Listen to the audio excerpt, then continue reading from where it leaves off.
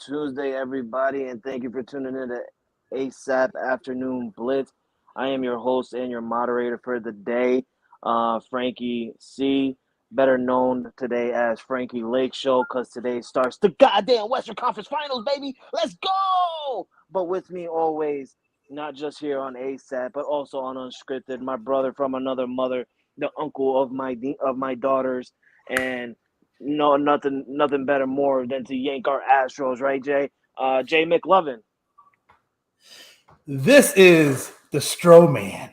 If I can reinvent myself, I'm going to start calling myself the Stro Man. Or better yet, the Dallas Man, the Cowboy. Ready to roll. Because you know what? I'm not saying anything, but some people thought the Kraken were going to beat the Stars. What a time to be alive. Let's go, baby! And with us always, our guy, the guy who knows every stat from every sport around the world, even the boring ones that some of us don't care about, soccer and probably international cricket. Our boy Stat Guy. What's going on, Stat Guy? Not much, Frankie and Jay. I'm going to say congratulations to your Stars. That was a hell of a 7-game series, but a very disappointing Game 7 because I wanted a high-scoring Game 7 like the rest of the series. Stat Guy, honestly, I knew I had it in my mind that this was not going to be a high-score game. I had in my mind that this was going to be all straight defense because these dudes knew that this is Game 7, and they got to pull out all the dang stops. And I tip my hat to Ottinger, and I tip my hat to Gruber. Both of those goalies were phenomenal. If you watch how many saves and how many blocks and all of the things that they were doing, it was crazy. But unfortunately, somebody had to come away victorious. And my boy, the 19-year-old that they got the second goal that put us way ahead. Hence, I tip my hat to you too. All right, boys, let's start it off. We had breaking news this morning. Most of us didn't, think anything other than it wasn't going to happen. I mean, we all expected this to happen. But out of Philadelphia 76ers, head coach Doc Rivers has officially been fired and let go of all duties as head coach of the 76ers. I was getting a little bit of heat from Jay this morning, I'm not going to lie, because I did call, and I stay behind what I say. I think Doc Rivers is an amazing coach, but when playoff time come around, he's just not there. And I feel like if he can get over that playoff hump, his legacy as a head coach will look a little bit differently. I mean, the guy looks like a Greg Popovich and Eric Spoelstra in the regular season, but once the playoffs come around, the man is looking like a Mike D'Antoni and everything like that. I mean, it's insane. The 76ers lost Game 7 by a very large margin. I mean, Jason Tatum put up an absolute gorgeous Kobe Bryant-type like performance with a high of his, I'm pretty sure of his career, of 51 points. Just an outstanding performance from Jason Tatum and the Boston Celtics, securing that win after being down 3-2 and forcing a Game 7 and winning it, and now going on to the Eastern Conference Finals to play the Miami Heat. But I want to get your guys' thought on the firing of Doc Rivers. Jay, you can start it off. One stat. That's all I got to say. This speaks volumes for Doc Rivers. I like to do it in visual in case you're deaf and hearing impaired. 10 Game 7 losses. 5 straight Game 7s in a row.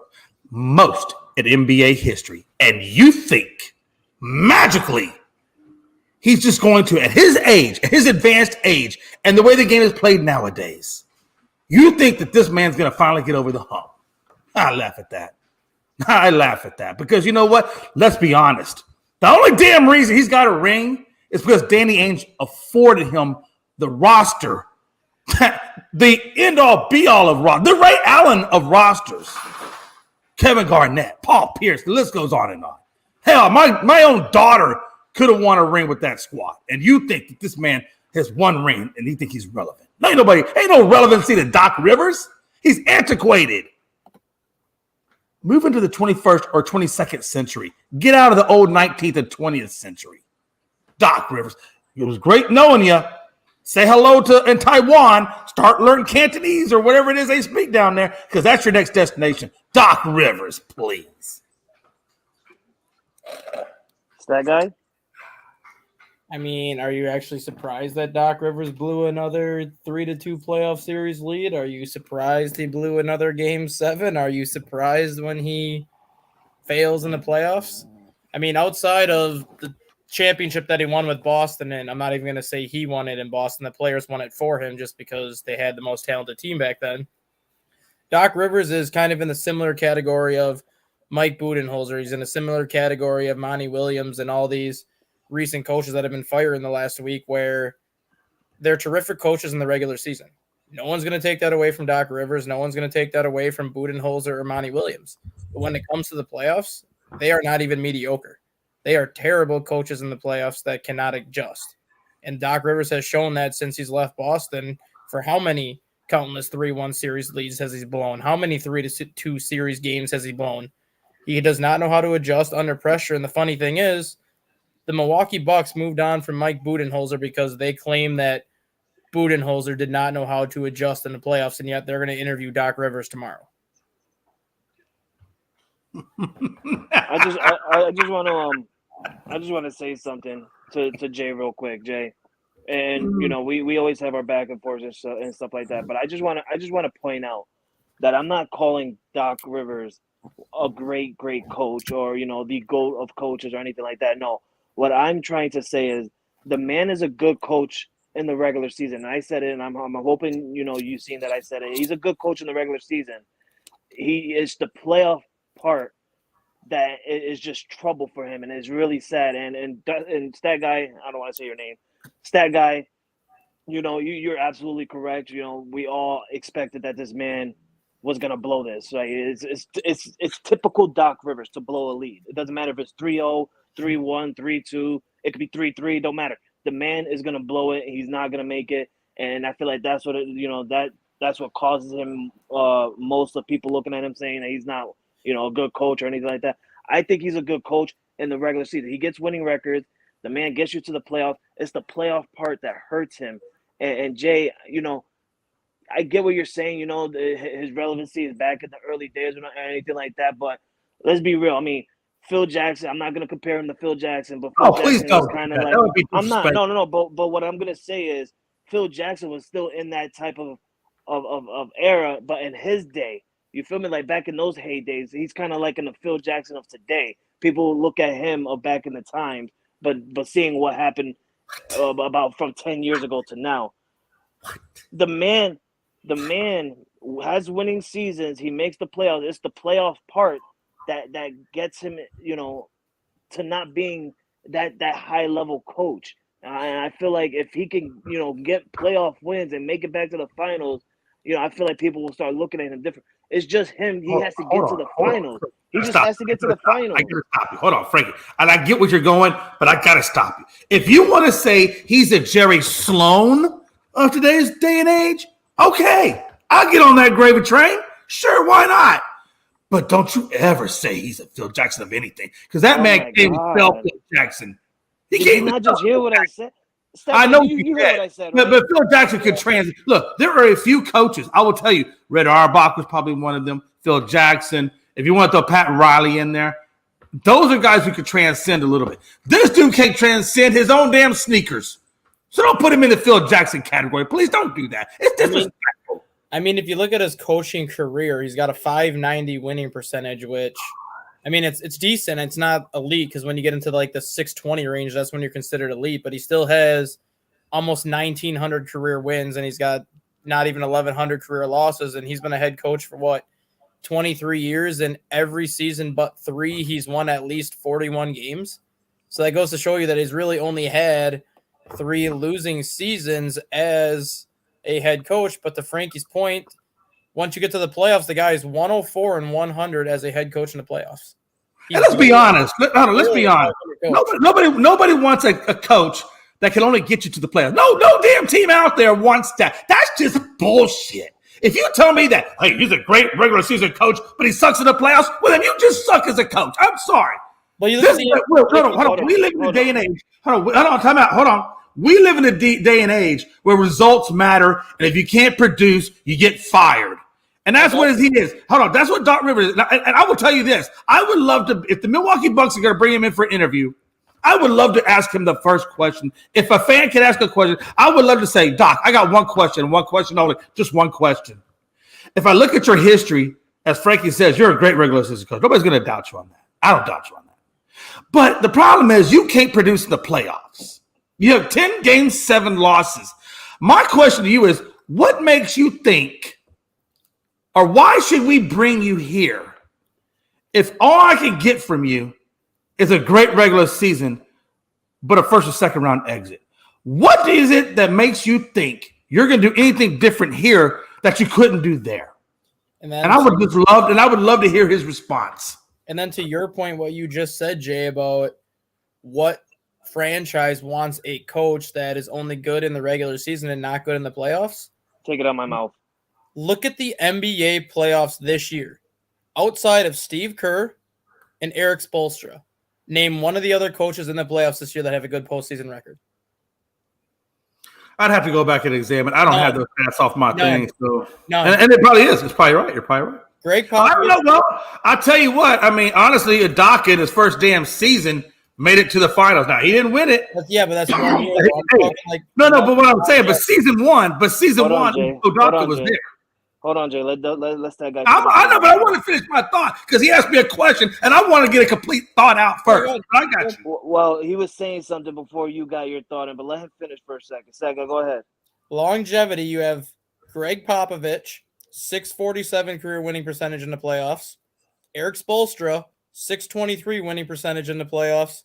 And Steve Kerr, 645 winning percentage in the playoffs. Every other coach in the NBA that is coaching right now does not have a winning percentage above a 540 in the playoffs. So to your point, saying that what franchise wants a coach that only has regular season success, you can make that same argument that there's only 3 head coaches in the NBA right now that actually have playoff success. Yeah. But they also don't have 23 years trying to get it there. Come on now. Come on. What I'm saying is, hey, you gave Monty Williams what 4 years? Okay, that's great. I get it. But he didn't make it to the finals. He made it to the finals in a much quicker, or I should say, he is more relevant to make it to the finals than Doc Rivers was. Yeah. Doc Rivers, last time he made it to the finals, Frank was probably just graduating high school.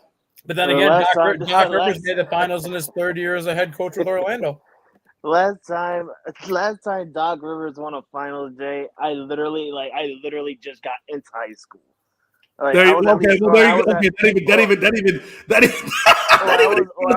even more. Hold on, because it was in 2009. So yeah, I literally was just coming out of 10th grade when the man won a championship. My thing is, Dustin, I think my question to you would be then, look, Doc's been doing this a long time. The man clearly can't get it done. He hasn't been able. The one time he could get it done, and you also alluded to it. The one time he could get it done, like I said, my sister probably could have got it done there. So let's just go ahead and take that ring and let's just throw it in the trash because honestly, that ring belonged more to Ainge and the players, truthfully, than it did to Doc. I'm talking about credibility. Hold on, I'm talking about credibility. So the credibility that Doc really has over 23 plus seasons. It's this bad. It's antiquated. It's like that bread I got in my closet. It's so stale it turned green. And when it turns green, you got to throw it away. What I'm trying to say is this. Hold on. What I'm trying to say is this. Guys like Monty Williams, Budenholzer, Nick Nurse, so forth. These are the fresh faces. You got to give them a little bit of time. Hell, even Nick Nurse has a championship. So, again, that even proves more of my point. We're talking about guys who are fresh still versus a guy that's so hard I could crack cement with it. So I mean, when you look at the history of NBA head coaches, and you look at who has the highest winning percentage in playoff history among coaches, Steve Kerr's number 1, Phil Jackson's number 2, Pat Riley's number 4, Eric Spoelstra's number 5, Popovich's number 6, Budenholzer's number 9, and Doc Rivers is number 10. So as bad as Doc Rivers has been in the playoffs, he still has the 10th highest winning percentage in NBA postseason history among head coaches. But how many game 7 losses does he have? See, you can quote stats all day. I get it. If you want to quote stats all day, you can quote stats all day. But the one stat you can't give me is how many championship rings does he have? And the one that he does have, was it truly really his ring or more their ring?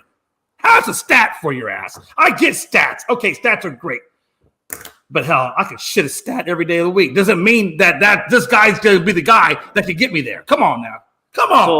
What are we doing? What are we doing? All right. So I just want to point something out real quick. All right, because I'm the last person to say something bad about Eric Spoelstra. He's a great coach. He really is. You know, that guy's giving his stats and stuff. But Jay, you cannot say that about the ring. Because if you're gonna say that about the ring, oh no, yeah, you said you absolutely say that about the ring. Might as well throw away Eric Spoelstra's rings away because he didn't earn them shits. He had LeBron James, Chris Bosh, and Dwayne Wade. But here's the thing though about Eric Spoelstra though, he's taken and he's by the way, is he still in the playoff? Oh my God, is he in the Eastern Conference Finals? Obviously, no. Is he in the Eastern Conference Finals? Where's Doc Rivers at? I just said he. But you made my point. The fact is, Spoelstra's in the Eastern Conference Finals. Doc Rivers over there on the couch trying to figure out where his next job is. But that's not what I'm talking about. What I'm talking about is you're trying to throw away his one ring that he won back in the day. You might as well throw away two of Eric Spoelstra's ring because if Spoelstra never got another ring. Okay, and you're right. I get it. No, hold on. I get what you're saying, but you have to listen to what I'm saying. So, what I'm saying is, if you want to look at that, you got to give Spoelstra at his 23rd season, and then we can have that conversation. I got to give Spoelstra a little bit more time. Lord Almighty. No, I'm saying I got to give Spoelstra a little more time. This dude's got 2 decades. Spoelstra's only been the coach for 14 years. Okay, but it's not 2 decades, is it? No, but I'm just saying that with Eric Spoelstra, specifically this year, especially. Yeah, y'all see, here's the deal. When it comes to this conversation, this is why I don't think y'all are ready. Because you guys are so reaching for straws to justify Doc Rivers. And I love that. No, you are. You kind of are. Because they're like, well, look at Spoelstra. Well, look at this. Just admit the guy is an okay coach, but he's not going to get you to the promised land. I already did. And I said that when we started it. But what I'm so what are we talking about? Because what I'm getting to is you're trying to throw away Doc Rivers' ring that he won compared to me saying, well, you might as well throw away Eric's rings because the man had a young LeBron James, he had a prime Chris Bosh, and he had a prime Dwayne Wade. So if Spoelstra gets another ring, but if Spoelstra does get another ring, then I would literally, if Eric Spoelstra wins a ring this year, I swear to God, I will call him the next GOAT of coaches, next to Phil Jackson. I swear to God, because he's doing it with the team. For one, he's doing it as an 8th seed. A play-in team who lost the first play-in and earned it in the second round of the play-in, and he's doing it without Tyler Hero. He's only doing it with Jimmy Butler. So don't forget Oladipo. He's doing it without Oladipo too. Yeah, exactly. So I will give it to him. 2020, the man went to the finals. Who did he lose to, Jay? Lakers. Yeah. Thank you. But let me ask you this though too. And again, this is another tip in Eric Spoelstra's hat, or another feather in his hat. Do you think Doc Rivers could have did this? No, but here's the thing that people so what the hell are we talking about? Well, here's the thing that people don't realize about Eric Spoelstra this year compared to last year. Do people forget to realize that Miami had the number 1 seed in the Eastern Conference last year? With basically the same team that he has this year. They went to the Eastern Conference Finals last year and lost to the Celtics in 7 games with practically the same roster that he had this year. The only reason why Miami is sitting at the 8th seed is because they were the most injured team the first half of the year. Once they started to get healthy that second half of the year, they started to play like that top seed in the Eastern Conference like they were last year, and they're doing it again in the postseason when it matters. Truthfully, I think the one thing that the Miami Heat lack right now to really, truly get them over the hump is they need a qualified big man. Now, you can say, well, yeah, they got Bam Adebayo. They got Kevin Love. Well, Kevin Love is past his prime, and Bam Adebayo is soft as Charmin. Every time I look at him, the boy's getting pushed around in the paint like a rag doll. So they don't have a toughness down low in the paint. That's really about the only thing. That's really about the only thing I think Miami is truly lacking is they just don't have that guy that is a junkyard dog in the paint. And if they had a junkyard dog in the paint, I'm telling you, man, this team would be pretty damn solid. Jay's passing the Charmin Ultras around. It started with DeAndre Ayton. Now he's out of the goddamn playoffs. We're gonna move it to Bam Adebayo. But let's get to it, guys. All right, we already got our thoughts on Doc Rivers. And for those of you who are watching, if you got some thoughts or anything like that, please feel free to comment down below. Like and share our stream also. We thank you guys for watching and taking time out of your day to watch us. But let's get to it, guys. Let's get to it. We're gonna start it with the Eastern Conference Finals because the West, that's my boys. We play tonight, and we'll get into that. But the Eastern Conference Finals is set. we got a 2020 bubble rematch, actually in the entire thing, but Miami versus Celtics.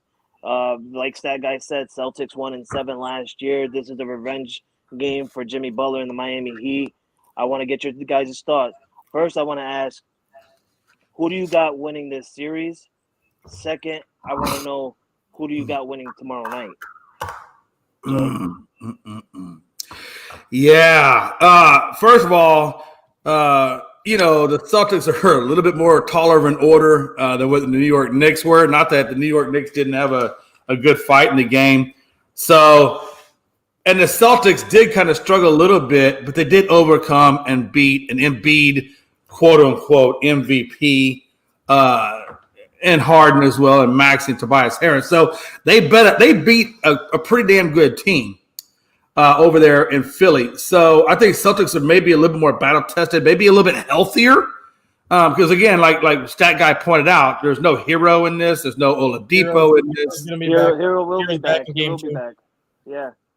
So, I mean, but again, so I think if Boston is going to win, or excuse me, if Miami is going to win this, then the bench is where it's going to come from. Guys like Lowry, Love, Martin. These guys got to step up. Martin's got to be, or Love's got to finally figure out some kind of way to put some kind of dominance on Williams and Horford to get the job done down low. And then Lowry is going to have to come in off that bench and pick up where I forget who their point guard is over there in Miami. I know Butler's a shooting guard, but either way, the guys off the bench have to show up. Miami to win, the guys off the bench have to show up. For Boston, Tatum just can't disappear. He's not that he's disappeared, but he's had a couple of games where he looked a little bit less than lackluster. So again, Tatum, Brown, Smart. Number one, they got to stay healthy. Number two, they just got to play their game and continue to play their game. With that being said, though, I know this series was tied 2-2 in the regular season, but again, there's no Hero, there's no Oladipo, so that does kind of diminish it, I think, just a little bit. Oh man, that's a hard one to pick. That's a hard one to pick, Frankie. But Hero, like that guy said, Tyler Hero will be back for Game 2. Oh snap! Okay, snap. Well then, okay. Because that does kind of change the complexity, because that does give them another score at that 3-point line, which they desperately need to give Jimmy Butler some much-needed help. Because Jimmy can't play the kind of minutes that Jimmy played against New York. I think he's going to tire out or possibly even get injured. Because a lot of times we get so fatigued, you make a misstep or whatever and you get injured. So, I think Boston is still the favorite to win it. But I do think that Miami has the capability to pull out the upset. I believe Miami has the ability to pull out the upset. But if you ask who the favorite is, clearly the big three are the favorite there in Boston. So I'm going to go Boston as the favorite to win it. But I think that Miami does have a good opportunity to pull off an upset. Do you have the Celtics winning tomorrow night in Game 1? Oh, God. It's going to be in Boston. Oh, God.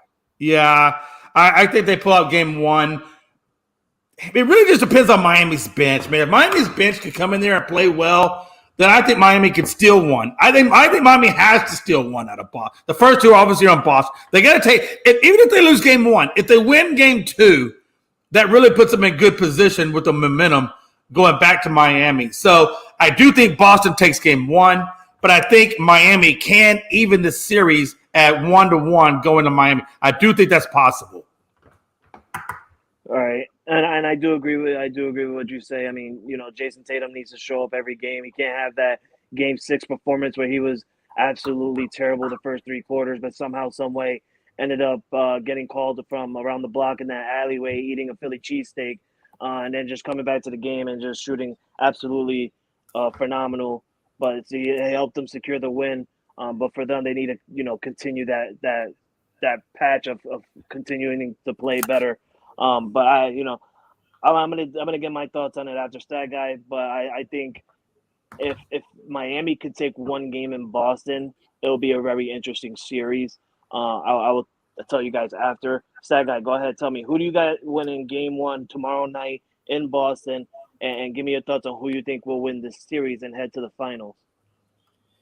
I got Miami winning game 1 in Boston just because they've had more of a rest than the Celtics have had. They've had, I think, 2 or 3 extra days off because Miami closed out New York in 6 as opposed to Boston closing out Philadelphia in 7. I also have Miami winning the series in 6 games, mainly because Boston struggled with Doc Rivers. And let me tell you this, if Eric Spoelstra has you up 3-2, it's good night, see you next season, because he's not going to let your team beat him 2 games in a row in 2 straight elimination games. So Boston cannot fall behind in game 4. They can't fall behind in game 5, because if they're losing that series after game 4 or game 5, the series is over. Getting Tyler Hero back is going to help Miami. Jimmy Butler's healthy again with his ankles, which is going to help Miami. Bam Adebayo typically puts up 20-point games against Boston because he's more athletic than the Boston Bigs, which helps Miami. And the biggest key to Miami's success is to get consistent bench scoring, which is something they did last year. With Hero back, you can decide if you want to put him in the starting lineup or you can bring him off the bench as your 6th man. If you're bringing Tyler Hero off the bench as your 6th man, you're getting 15 to 20 points a game just from one guy coming off your bench.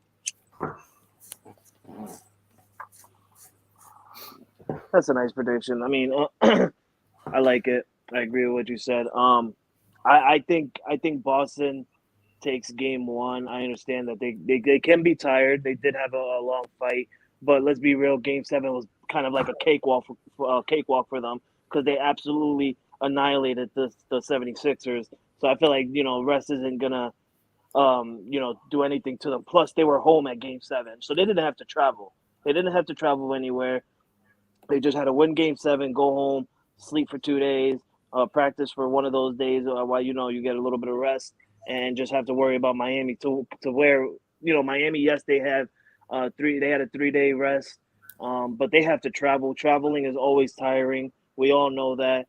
But I don't feel like the travel is going to tire them out too much. I just feel like like what Jay said earlier, Bam Adebayo, who is not playing at a very high caliber center player as he should be, or at least be dominant as he should be. I don't feel like he's going to continue that path, and I feel like they're just going to attack him on the paint. Plus, we all know how Jason Tatum loves to shoot from the 3. Marcus Smart, we love how we know how he drives in and gets the layups and gets the foul call on his way. Jaylen Brown just absolutely amazing in Jaylen Brown. But I feel like Bam Adebayo, if he could step up, this thing would be different. But game two for me is where it's going to be different because Tyler Hero does come back. And if Tyler Hero, a person who literally just had a long rest from the first series of the Cleveland Cavaliers game, the man had a very long rest. So if he can come out and play the way he left and not have that little struggle, because we all know those players that end up getting hurt, they come back, they're not, they don't play very good how they normally would. They have a little hiccup and they got to warm up to it or whatever like that. If he could come out the way he went out and playing really well and playing at a high caliber level, I think Miami leaves Boston, tied this series 1-1. And if they can take one game in Boston, I'm going to go with Miami winning this series.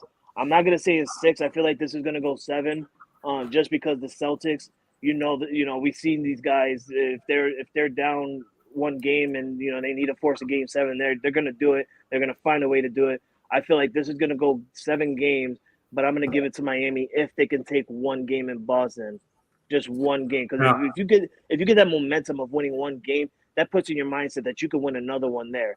And if it's a most important one that's going to get you to the finals, it's going to be Game 7 in Boston. I feel like Miami and Jimmy Butler is going to just turn it around and go absolutely berserk and outstanding in Game 7. And another thing too, I think one of the big things, if Miami wants to have a shot at taking this series, the biggest thing for them, honestly, is not letting Boston get the ball deep into the paint. If they can keep Boston from getting the ball deep into the paint, then they have a pretty good shot because then it forces them to go to the 3-point line or mid-range, whatever, or try to do something artistic. But if they can force them to try to take more of the threes and not let the ball get deep in the paint where they have a better shot of getting that 2, then that's going to be their best friend. And in order for that to happen, Bam has to not let Horford and Williams push him around. He's going to have to get some kind of mean streak in him and box them out and not let them get the ball deep in the paint. And if they can do that, then they have a really good shot at this Boston Celtics team. In his career against Boston, Bam Adebayo averages 17.8 points, 13.7 rebounds, and 2.6 blocks. Yeah, That's and he's what we're going to need. add That's that. what we're gonna need. He plays very well against Boston because he's more athletic than Al Horford. He's more athletic than Boston center who was out with a knee injury last year. I can't think of his name off the top of my head, but he's more athletic and quicker than what any of the Boston bigs are. And I do think the one advantage that Miami has over Boston is their coaching. I think Spoelstra is a better coach, and it's really more from experience because Mazzulla, he only has this year, truthfully, as a head coach and experience. So I think the edge has to go to Miami there. And I think so. I think Spoelstra has the edge. I mean, Spoelstra played the Celtics last year, and the Celtics had a coach that literally for that 1 year, and then he got fired this year. Now he's your head coach in Ibaka. But I don't know, man. Ibaka was just really Ibaka though had a really good game plan throughout. I think Mazzulla has shown where he's made some mistakes in these series in terms of adjustments and things of that nature. So I think Ibaka kind of still had him there a little bit. Because you look at Game 6 of that Philadelphia series where Philadelphia was controlling that entire game until Jason Tatum went off in the fourth quarter. Yeah. If Miami has Boston down 3-2, and they have a double-digit lead heading into you're not coming back in Miami with Spoelstra as the coach. Yeah. I just think that's if there's one definitive edge, I think it's just in the coaching. I mean, coaching and Jimmy Butler, because let's be honest, Tatum, Smart, Brown. I mean, these are formidable guys. They got chemistry. That's a big thing for Boston, and so that's why I think if Miami does have one edge, it is in Butler, and it is, or not really so much Butler, but it is in Spoelstra, because Butler can't win the damn game by himself. Whereas that big three-headed monster, if you let them get, like you said earlier, Frankie, if Tatum catches fire, Brown or Smart catch fire, they start working. That's a very hard team to beat. So it's going to be interesting to see how Spoelstra counteracts that big three and what he does with his team to get them ready to go into a very tough Boston crowd. And I really hope one of the Boston fans says something to Jimmy Butler to piss him off, because if he could do that, like that New York fan, that would be amazing. No, I swear to God, that's the dumbest thing somebody should ever do. But let's get to it. Western Conference Final. Rob Scott. Hey, cool. Yo, before we get to the Western Conference Final, because you came at the very end, and you're here. I want to get your thoughts on Game 1, Boston versus Miami. Who do you got winning Game 1, and then after that, I want to know who you actually got winning this series. Ooh, this one is a tough one. This is a tough one because we're talking about two teams that both bring it defensively. And this is going to be a chess match. I'm going to go with Boston to win Game 1 just off the strength. I think Tatum is going to be riding that hot hand coming off a 51-point performance in Game 7. The most points scored by any player in the Game 7, by the way. Broke Steph Curry's record very quickly. I'm going to go with Boston to win Game 1, but I got Miami winning the series. I think we're going to have a rematch in the finals from the bubble. But that's how I feel. Ooh, so I don't even have to ask you for the West. Go ahead and have a day off, bro. I already know what you're saying. But let's get to it, boys. Let's get to it tonight at 8:30 p.m. Eastern Standard Time. This is like one of the earliest games that I'm really excited for, because the entire series last year against Golden State was all 10 p.m. games, and I was up to like 1 in the morning having to celebrate till about 2. I dance in my house naked because everybody's sleeping, and the Lakers win. Pictures there didn't happen. Hey, I got pictures. I'll send them to you after. Relax. But Western Conference Final starts tonight. It's in Denver, Mile High. Lakers traveling over there. You got the King LeBron James and Anthony Davis going up against Jamal Murray, who wasn't there. Let me just bring that out there real quick before we make any decisions. We have a Jamal Murray who wasn't there at the 2020 playoffs in the bubble, who's here now. Okay, he's here now. So you got Jamal Murray and you got Jokic, who are absolutely two studs. It's going to be a good series. And they got Porter Jr. as well. I don't care about Porter Jr. You don't care about that? Fuck Porter I don't Jr. care. I don't care about – you want to know who I really do care about? Is KCP. Yes. Yes. I know him very very well, and I know what he brings to the court, especially in the playoffs. That's the one person that out of everybody else besides Jamal Murray and Joker, who I actually think that the Lakers need to focus a lot on. But before anything, I want to get all you guys' thoughts. I'm gonna go last because these are my boys. I'm gonna get everybody's thoughts, starting from Jay, the stat guy, to Rob. Hmm. Let's talk about it. Let's talk about it, Jay. Let's talk about stat guy. Let's talk about it, Rob. Western Conference Finals, Lakers, Nuggets. Let's go. Yeah, this series has a lot of questions. A lot of questions that surround it. First of all, it is game one is in Denver. Man, they did split the regular season at 2-2, but part of that 2-2 did involve Westbrook. Obviously, that is not the same Lakers team. This is a different Lakers team that Denver will be facing. Their last matchup was 122-109 in favor of Denver. Joker went off for 34, but again, this is a Westbrook-led team or Westbrook-involved team at 25 points is what he brought. So it's going to be interesting to see now how they match up. The biggest thing is going to be for not so much that they have AD or Braun, but it's going to be in their bench. When you got Schroeder, Walker, and Hachimura, if Walker does like Walker's been playing, if Schroeder plays like he's been playing off the bench for these guys, and if Hachimura can chime in with 10 or so points, then this is going to be a very difficult team, I think, for the Nuggets to face. Again, Brown, Green, and Braun off the bench for Denver, nothing to slouch out either. So it's going to be, I think, number one, a battle of the benches, number one. I think number two, it's going to be how many minutes is Davis going to have to play? How many minutes is Braun going to have to play in order for them to keep them fresh throughout the series?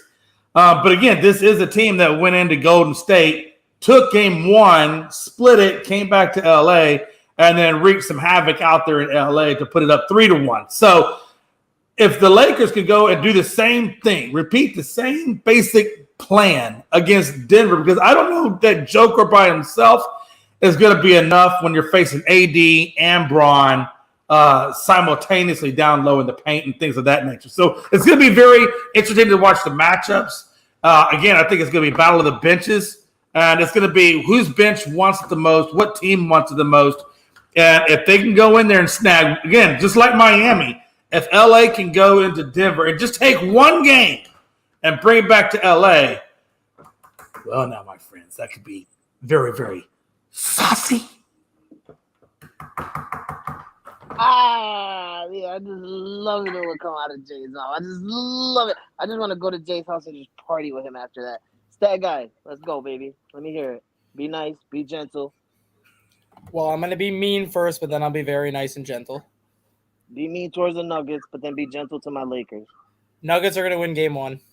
How dare you? Being in Denver. And honestly, I think the home team wins every single game this series besides game 7. And I think the Lakers knock the Nuggets out in the 7th game.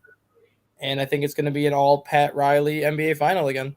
Pat Riley won 5 championships with the Lakers. He won 1 championship with the Miami Heat. And he's gotten the Miami Heat to several other championships as an owner. So I think it's going to be an all Pat Riley NBA final again for all the marbles. This is so what's that guy saying, ladies and gentlemen, is that this is the rewritten script of what people like to say, the bubble don't count. This is the rewritten script for all you folks, ladies and gentlemen. He just went out and said it's gonna be a Lakers Heat finals rematch 2. Rob Scott. Scott, give me your thoughts and give me your prayers.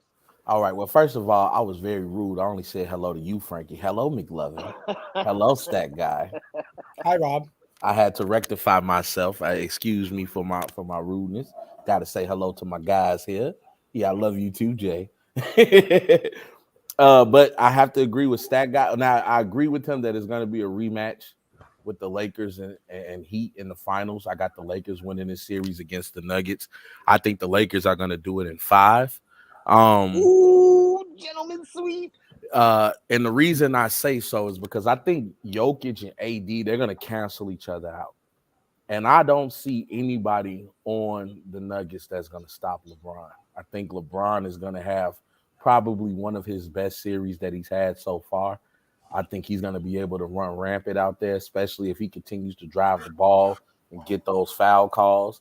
And I just think just Joker alone is not going to be enough. We saw Denver just have a hard time against Phoenix, and they only had two guys on that team, really. I mean, one game, Landry Shamet decided to show up, but for the most part, besides the last game, the elimination game, Phoenix was knocking at the door every time, and this was just Booker and Booker and KD.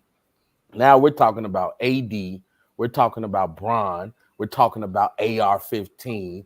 Then you got that bench, you got Hachimura, you got Lonnie Walker. I mean, they got some studs on that Lakers team now. You know, shout out to Rob Pelinka for putting it together. To Jay's point, this is not the same Lakers team that they seen during the regular season. And this Lakers team is different. And they have what it takes to win it all. I hate to say it because they just beat the hell out of my team, but hey, it is what it is.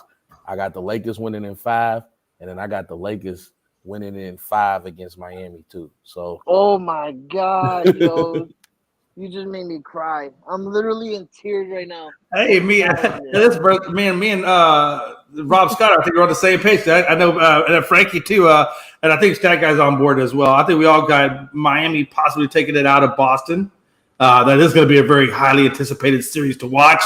And so is this series with Denver, because you got to remember now, Joker is shooting 63% over the last 10 playoff games, but Davis is giving you 25-12, and Bron's giving you 23-9 in this playoff. So, and again, the one thing I love about this more than anything is that both teams are healthy. yeah, Both teams are healthy. So I don't want to hear no bitching, crying, complaining about, well, somebody was hurt. That's what. No, these bitches are healthy going into it. We'll see who comes out of it. But I think all of us are going to agree on one thing, is that this NBA playoffs on the Western and on the Eastern side of life, it's gonna be saucy. well, we're getting what we didn't see in person in 2020, as Frank Pretty much alluded to. We're talking about a bubble rematch, not just in the finals, but in the Eastern and Western Conference finals as well. So they're gonna have a crowd there. Everybody's gonna be buzzing. We know how they are in Beantown. We know how they are in Miami when they finally get to the arena, of course. And then we know how they are in Denver. Mile High City is gonna be loud. And come on now, it's crypto, formerly known as Staples. We know that LA loves this championships. So I think it's gonna be exciting for the fans. I heard what you're saying, Jay, when you're talking about what Joker did, but that was against Aiden. Now we're talking about playing Anthony Davis, who right now is averaging the most blocks in the playoffs. That is a defensive stopper. He's gonna have a tough time. He's still gonna get his. I'm not gonna never sleep on Joker. Joker gonna get his, but it's gonna be a lot tougher than it was against Aiden. Let me say just two things real quick. Number one, if Joker does put up triple doubles against this Lakers squad, as impressive as this Lakers squad is, I'm telling you right now, I want to recount. I want to revote on that whole MVP thing. I'm just saying. I just want to revote. Can I get a revote? Secondly, I don't know about you guys, but this is the first time in a long time that there's no clear-cut, true NBA team favorite. Like everybody, you can make a case. You can make a case for every single team on why and how they could win the NBA Finals. Like literally, you can make a case. In years past, it's always been the Dub Nation. Nobody was going to talk. Everybody knew. Okay, the Warriors, they got it. It's all them. And then back in 2020, when Bron had that 20, there was a Miami when Bron was with Miami. There was always this super team that everybody felt like, okay, this is them. Nobody's going to take them out.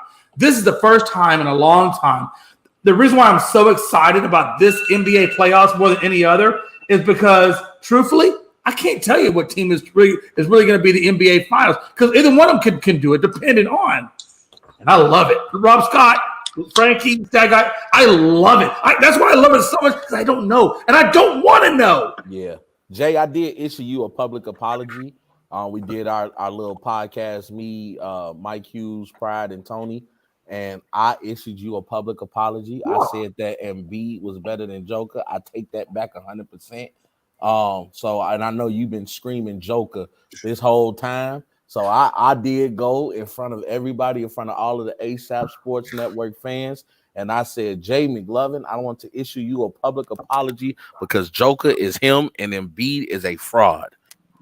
And I accept your apology because you're my man, my boy, my blue. Hey, I man up when I have to. I know Frankie is over there dying to give his prediction. We know who Frankie is going to pick, but Frankie, we want to hear from you. Everybody wants to hear from Frankie Lake, so let them know, brother. By the way, Frank is my brother. So listen, whatever says Frankie says, I'm gonna back him up. Let me spark this early Denver ball. Hold up. All right, Frankie, would you like for me to give you a proper Laker introduction? Please do so.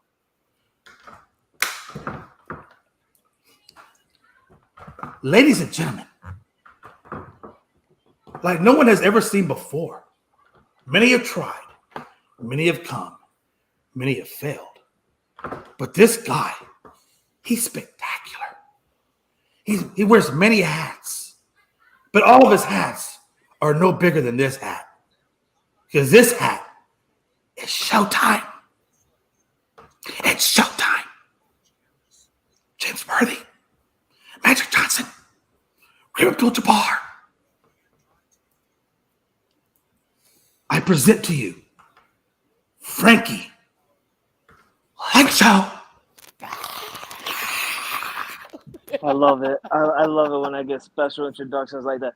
Next time, throw in Kobe Bean Bryant. You got to throw in Kobe Bean. I'm sorry, I ran out of air.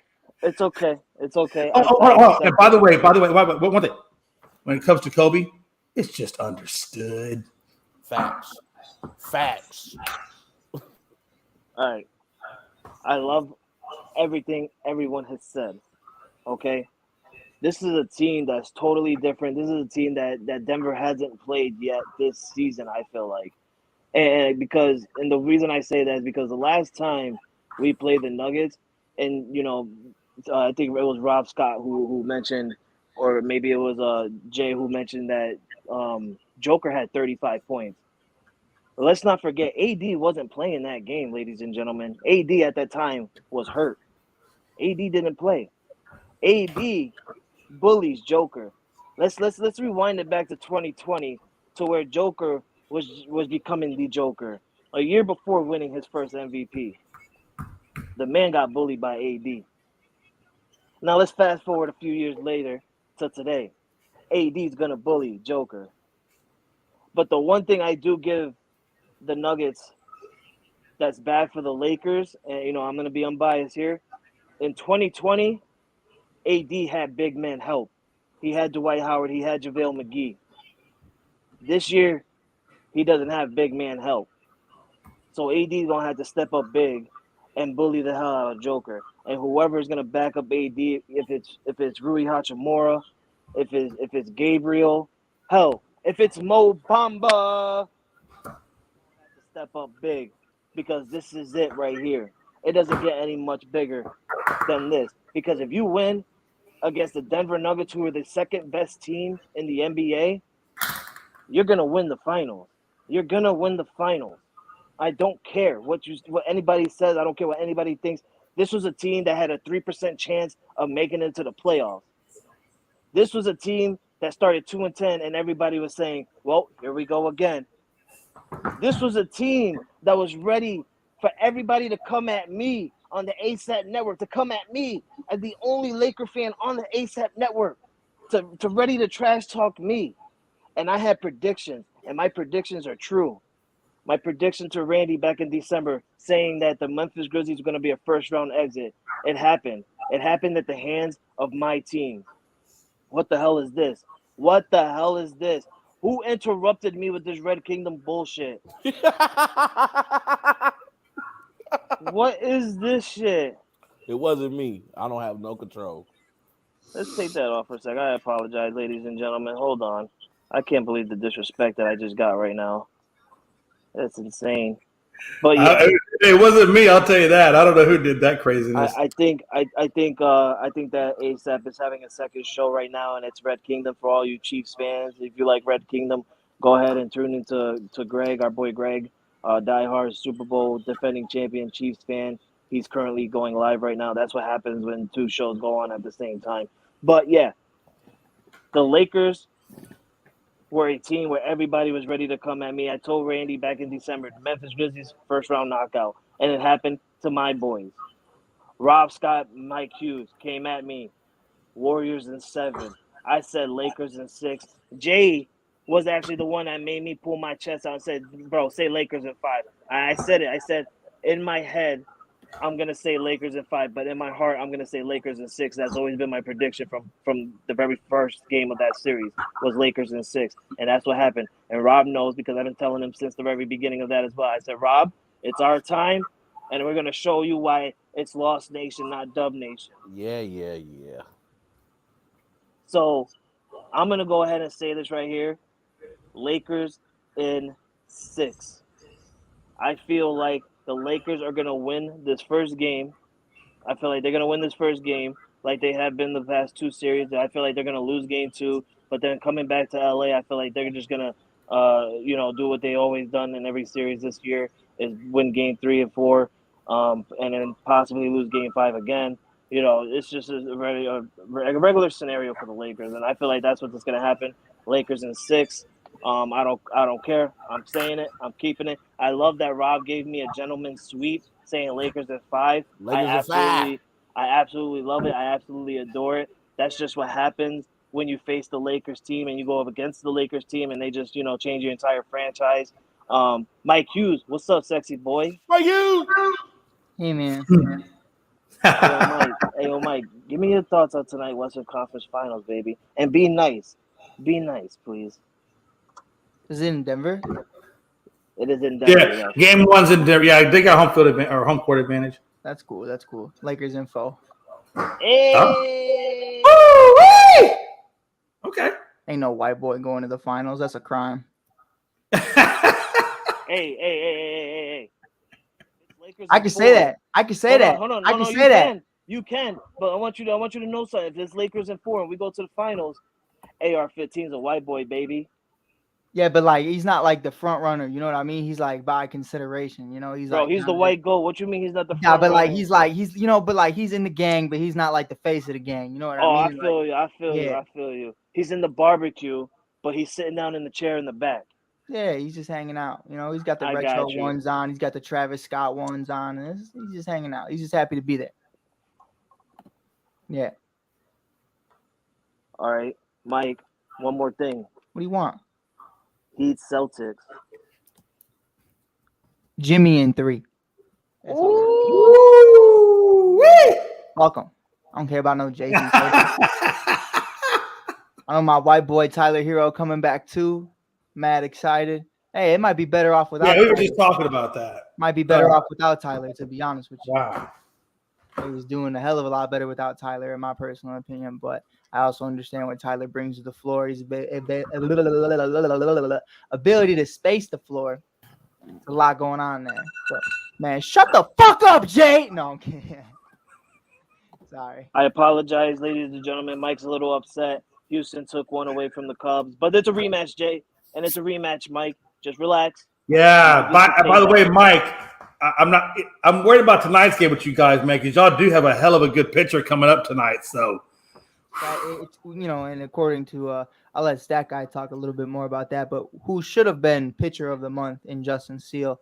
I don't even want to talk about that, Mike. Do you want to tell me why the hell Christopher Morel was in the freaking minors for 35 days? Yeah, I don't. I really don't. I'd rather not talk about that because there's racism going on throughout the. The guy's got 15 freaking. The guy's got 15 homers and 47 RBIs combined between the minors and the majors so far this year. I work with this organization, sure, so I'm gonna try to tread carefully, but couple of honkies in this organization. That's all I'm gonna say.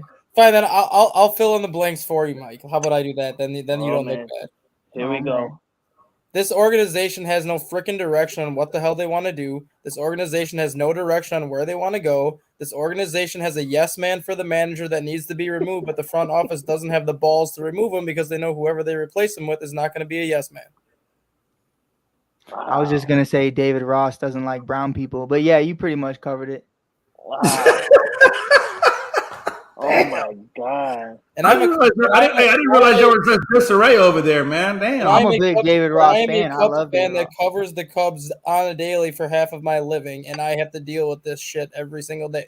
And the I'm fact there that they every can single day. consistently put this kind of a product out on the field and not realize eventually that there's going to be consequences for it is just absolutely mind-boggling to me. I just think it's crazy you have Christopher Morel in left field when he's a shortstop / second baseman. But Who will be playing center field tonight because Cody Bellinger banged up the shit out of his knee. Thanks, Bro, Jay. I don't even want to. Jay. Yo, and it's funny that you say that. I feel like baseball is truly weird this year because we have IKF playing the outfield as well. This is a man who plays shortstop and third base. Like, why the hell is he playing outfield? Hey, Frankie, can I take the show over for a second? 2 seconds. Oh, man. 2 Here we seconds. go. Hold on. Hey, hold on a minute. I got to put my maxi pad in because I have a feeling he's coming after me for some reason. I don't know why, but I feel like I might be bleeding at the end of this one. But okay, go ahead, but tread carefully because I am a very brittle person, Mike. Check this out. I'm gonna remove a couple people. Hey, Frankie. This better not be about Aaron Judge. Oh no, it's not. No, I know what that was about. That was just people were talking crazy in the dugout. Frankie, Yo. did we have a conversation back in January? Oh, yes, we did. I know where this is going now. Did Yes, we have a did. conversation back in January? How you doing? Anthony Rizzo, baby. That's fucking Italian, baby. Fucking batting over 300. They told me it couldn't be done. They told me he was done. They told me he had back issues. My man came out here, Anthony Rizzo, slinging that Italian sausage. He said, how you doing? He batting 300, baby, hitting homers, man. That's all I had to say. How you doing? Jay McLovin, how you doing? Rob Scott, how you doing? I'm doing pretty well. How you doing? I'm fantastico. I just want you guys to know, like, that should be appreciated because it genuinely hurts my throat every time I make that sound. I appreciate it. That was like the sexiest Italian voice anyone can ever do. How you doing? Oh, you should hear me when I'm mad, bro. When I'm mad, it's crazy. My R's start rolling. It's a wild time. Nah, let's be real though. And I gave props to Mike. I think it was yesterday. I gave him huge props because this man is true. He's really true. In January, he did say that Anthony Rizzo is going to have an MVP-like season. He won't be surprised if Anthony Rizzo actually does win AL MVP because of how the rules change with the shifts and everything like that. Anthony Rizzo is actually playing way better than anyone on the Yankees. He's the only person hitting above 300. The man is literally leading, or he's second now. He's second in home runs on the Yankees, right behind Aaron Judge. The man is like dominating on the RBIs list. Like, he is absolutely playing phenomenal. I wanted to curse, but he's playing phenomenal. Well, if you look at it, Frankie, who's led the major league the past 2 seasons in hits taken away by the shift? Rizzo. Yep. Anthony, over the last 2 years, Anthony Rizzo's had 97 hits taken away by the shift. That's my dog. No one hears me. So it doesn't surprise me at all to see him hitting a 300 right now. You know what I also think it is? Oh no, Mike. We don't go that far. I feel like don't go John Moran on us, Mike. Hey, whoa. Sorry. What also takes it away is the man last year led MLB in hits. Like not hitting the ball, but getting hit by the ball. Like, the man was always getting hit and having a walk by a hit by pitch or anything like that. This year they're not doing it. They're actually giving him the pitches. Like, I don't feel like they want to hit him as they did last year. I feel like every team is like, okay, let's not hit Anthony Rizzo. The man led last year in hit by pitches. This year, they're actually giving him down the plate, and he's hitting absolute bombs. Like, absolute bombs. I'm loving it. I'm loving it, baby. Loving it so much. I think loving it. Mike Hughes for actually letting me see the light of Anthony Rizzo. because a couple of years ago we got Anthony Rizzo. I knew nothing about this man. I swear to God, guys, I didn't even know he was a Chicago Cub. I swear to God. Until I came and joined ASAP and met my boy Mike Hughes. He's the one who actually told me, bro, Anthony Rizzo won with us in 2016. I'm like, fuck out of here, boy. And what happened? It was true. That's the captain. It was true. So what I said to Mike, thank you. Thank you, Mike, for letting us have Anthony Rizzo. And you will always be welcome as a second Yankee fan. I know you will never, be a Yankee fan. You're a Cub. You're always a Cub. But deep down inside, you bleed blue, baby. I have a Yankees hat. I got it for Rizzo. I think Jay's waiting for something too. Yeah, it's not happening. It was gonna come out. I swear to God, I wanted to beat him to it. It was gonna come out of his mouth sooner or later. I'm actually working on that right now, but I'm actually I'm trying to find what jersey I want because I actually like keeping jerseys. I'd wear it on the regular. Like if I went to visit Jay, I'd wear it. I want to see who I like. I'm just it's been a long time. I waited and I waited and I waited and like that prom day. I waited for her and I waited for her and I waited and she just never showed. Mike, you're like the woman that just never showed up. And I have resided within me that I'm never gonna get that Facebook picture with you in the Astros jersey. I'm just never gonna get it, and that's okay. I'm okay with it. I'm at peace with it now. Maybe one day. I hope so. But because when I get that picture on Facebook, I'm going straight to Kinko's. I'm printing that son of a bitch out, and I'm gonna hang it on my mantle. If you actually hung it up, I'd do it. I want to do something real quick before I want to do something really quick before that guy did tell me he had to leave in a little bit around 2:30. I gotta leave at the same time as you do, Jake, because I gotta walk and get my daughter from school at 2:30. Yeah, I was gonna say it says that guy on the thing, but before we get to it, it's gonna be NFL talk. But before we do that, I need to take some people out. I need to take Jay out. I need to take Rob Scott out. I'm gonna take myself out because I want the two Cub fans to go ahead and attack this boy. Go on. Huh? Fuck your face, Damien. That's all I gotta say. Hold on. Oh, I thought you were talking about my face. Damn. I was like, I have a beautiful face. What did you? Yeah, you have a gorgeous face. I'm talking about that doohickey on the bottom of the screen right there. That I don't know what the hell he is. He's special. Man, I don't think you could say that.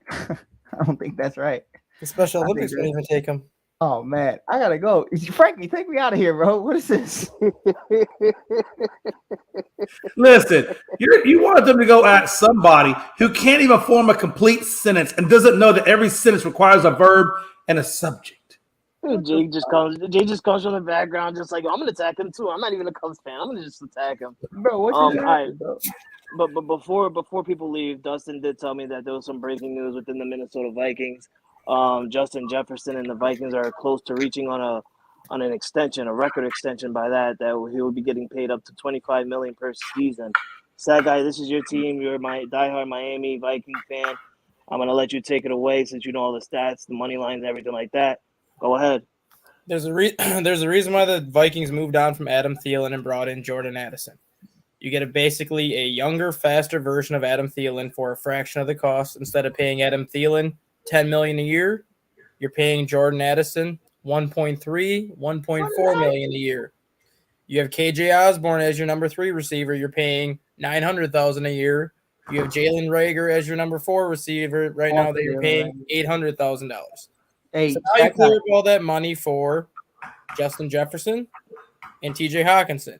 Trading away Zadarius Smith gets rid of $14 million off the books. Yeah. Getting rid of Patrick Peterson gets rid of $9 million off the books. Yeah. Getting rid of Eric Kendricks gets rid of $9 million off the books. Yeah. So you have all this money to put towards Justin Jefferson, who you could argue was the MVP of the league last year outside of Patrick Mahomes. Wow. Because of the production he put up. And Justin Jefferson deserves every single penny that he is going to get in this contract. Just to because get if you look at it, when Mike Zimmer drafted him 4 years ago, Mike Zimmer didn't even play the guy until week 4. Mike Zimmer didn't even want to play the guy until week 4 because Mike Zimmer refuses to play rookies. If he would have been playing since week 1 his rookie year, he would have so many wide receiver records right now through the first 4 seasons that I don't know who is going to break them at this point because Jamar Chase was the closest one to doing it. And with him getting hurt last year, now those records that Jefferson set are still going to stand there. Jefferson is going to set a market for wide receivers that everyone is going to try to reach. And outside of Jamar Chase, I don't think anyone's even going to come close to getting the money that he's going to get. I think Jalen Waddle could sniff it. I think he could sniff it. But Stat Guy, can I ask you a question, sir? Not until Tyreek Hill's gone, though. That's the problem because you have Tyreek Hill locked up for $20 million a year. Tyreek just said after this contract ends, he don't want to play no more. It's 3 years, though. But Stat Guy, can I ask you a question? Yeah. If and when Justin Jefferson gets extended. Rob Scott, are you here? Hold on. He gets 5 seconds to answer me. 5. He's muted right now. I know he is, but just show me your face, Rob. Show me something. I'm excited about this. I worked hard to get this video. Oh, well, Frankie, Jay, you're here. Yes, sir. So Give it to him. Let's go. When Jay Ness calls me after this, I just want everyone to know they saw it. So, Stat Guy, how excited would you be 1 to 10 if they extended Justin Jefferson? And 1 being Frankie after the Yankees win, and 10 being this.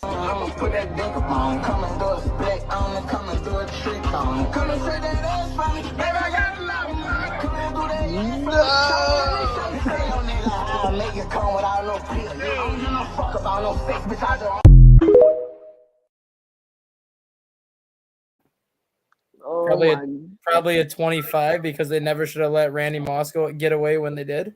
And this is kind of their chance to redeem themselves for letting Randy Moss get away. You think Kirk Cousins going to be like,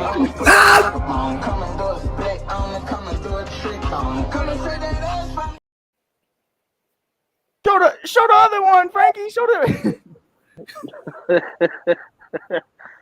Oh my Lord! I don't even think it matters at this point what they do with Kirk Cousins after this year because honestly, the quarterback that they drafted in the 5th round this year, I think is going to replace Kirk Cousins next year. Who? The guy from BYU, that Hall. That guy. This guy right here. They This didn't guy draft does. Will Levis. He's gonna get traded. He's gonna get traded to the Vikings. Oh, I was about to say. No, they get drafted a guy named Jaron Hall out of BYU who is basically drawing Russell Wilson comparisons, just a bigger version of Russell Wilson. Stop. Faster with a better arm. Stop. Dustin, you were having trouble saying his name. Cut that out. I was going to say Jalen, but it's Jaron. Jaron Hall out of BYU. The guy is getting Russell Wilson. Hey, can I ask you a question? What happened to the last quarterback that came out of BYU? He's better than Zach Wilson, I can tell you that much. Zach Wilson had 1 good year in college. Why didn't he start over Zach Wilson? Because Zach Wilson was a senior when he was a sophomore. But if you're better, you're better. I could say the same thing about a lot of players in college that are better that don't start. Look at the Alabama situations. Alabama's different. Zach Wilson had 1 good, like Mitch Trubisky. Zach Wilson had 1 good year in college, and both Mitch Trubisky and Zach Wilson rode that good year to get drafted high in the draft. Yep. Jaron Hall had 2 great seasons in a row at BYU after Zach Wilson left. But and actually put up better numbers than Zach Wilson did. What is BYU? Mountain West team in the FBS. That wasn't the answer I was looking for. Trash, Dustin. Trash. That's what I was looking for. They're still a top 25 program. Trash. Okay, you could say the same thing about Wyoming, where Josh Allen came from. Trash. And it was trash. And Josh Allen is trash. Straight right, up. Jay McLovin? Straight up. Trash. Straight respect. Go Pats, baby. Go Josh Cowboys, baby. Josh Allen won't be shit without Stephon Diggs. I don't know, man. All I know is there is a hefty commercial out there that is featuring Josh Allen. There is. I saw it. I wipe my ass with it every day. And ain't that 1 ply either. They give you the 3 ply. You want to know 3 ply bag. You want to know what commercial I'm really excited for? Do you? So it starts off. It starts off with Jake from State Farm, right, Frankie? Frankie, are you here, Frankie? Frankie, are you here? I'm here. So check this out. It starts off with Jake from State Farm walking down the street. Chris Paul's in the middle of the street with his son, just playing with a basketball, and they're having a great time. They're just playing. They're just bouncing it back and forth with each other. Chris Paul catches the ball, looks up, says, "Do you hear that?" and then he gets obliterated by a car, and then inside that car is this.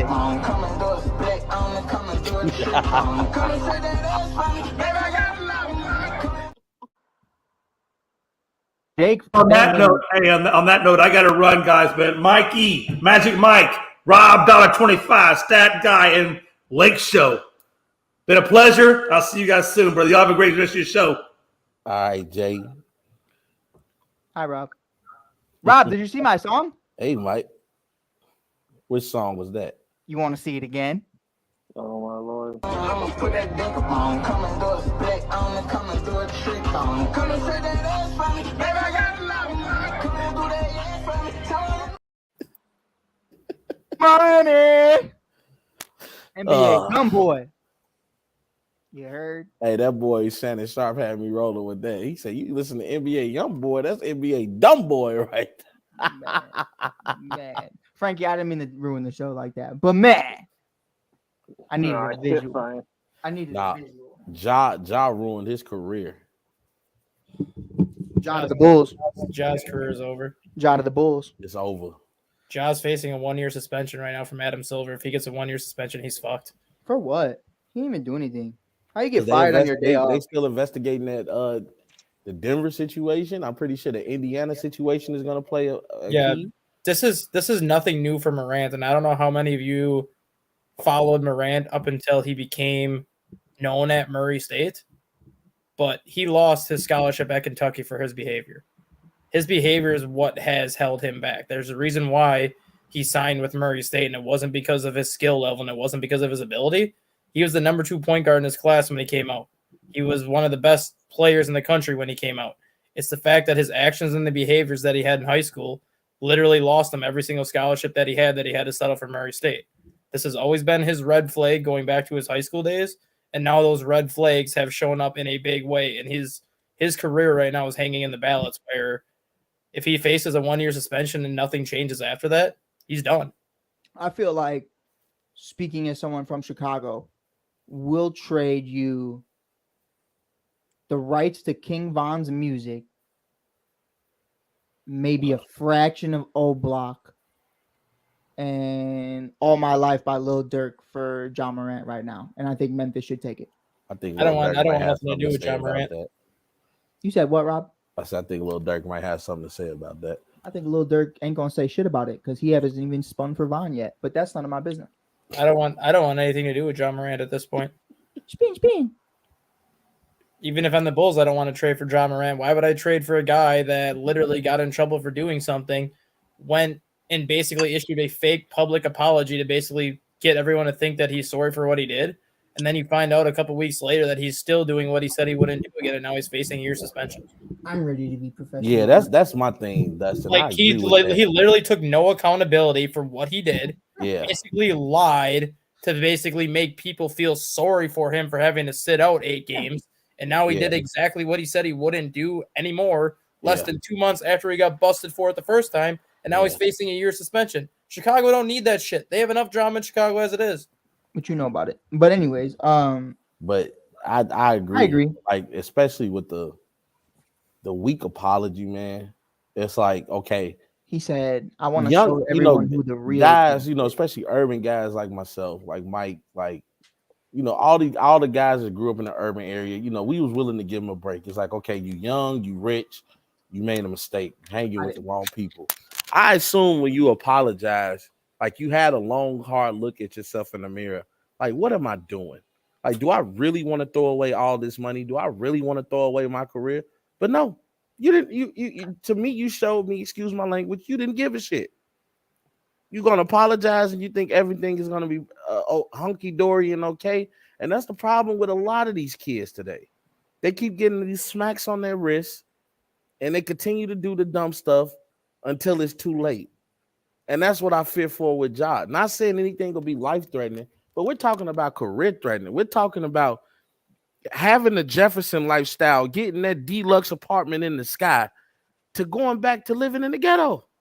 Nah, but okay. And the funny is, you weren't never from the ghetto. Yeah, you I was about to say burbs, you can't go back to somewhere you never been. But no, I do agree though, and I was talking about that on Mike on the mic yesterday. Was a lot of people are looking at the Chicago Bulls right now and saying that Ja Morant would be a great fit. And I think that's kind of a death sentence to Ja Morant, whether that be financially or, unfortunately, that's a real possibility that, you hang around the wrong people and you associate yourself with the wrong people, and you might end up like somebody who's very famous, who's very rich, who shouldn't have been where he was in that very moment. A member of Migos not too long ago in Takeoff was just out there shooting dice, doing his thing, having fun, and got shot and killed because of it. And that's something with Ja that God forbid ever occurs. But, if you continue to associate yourself with the wrong people or just fucking around with the wrong shit, it catch up with you eventually. And that's something I've learned growing up here in the city.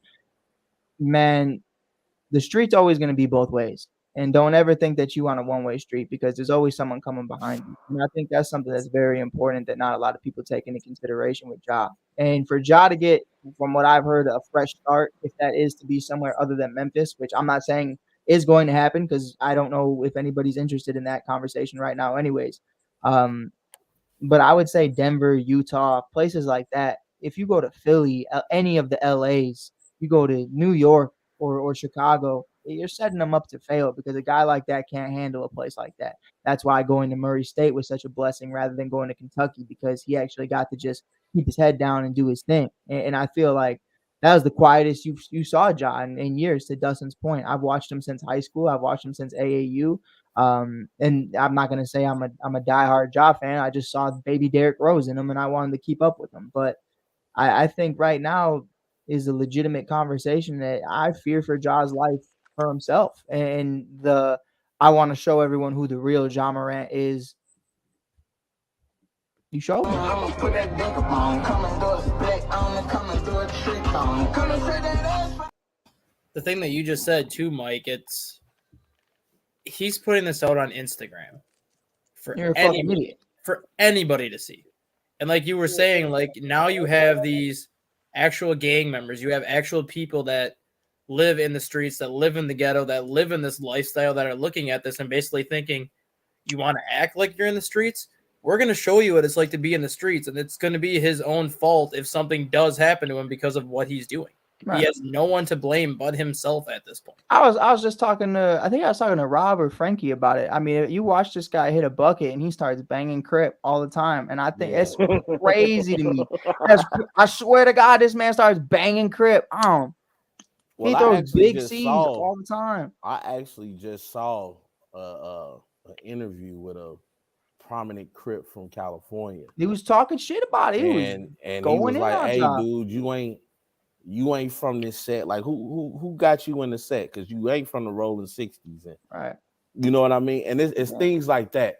I don't want to get deep in the conversation, but my point of that is the eyes that you bring towards yourself. Yeah. You're making yourself have unnecessary drama when you don't have to.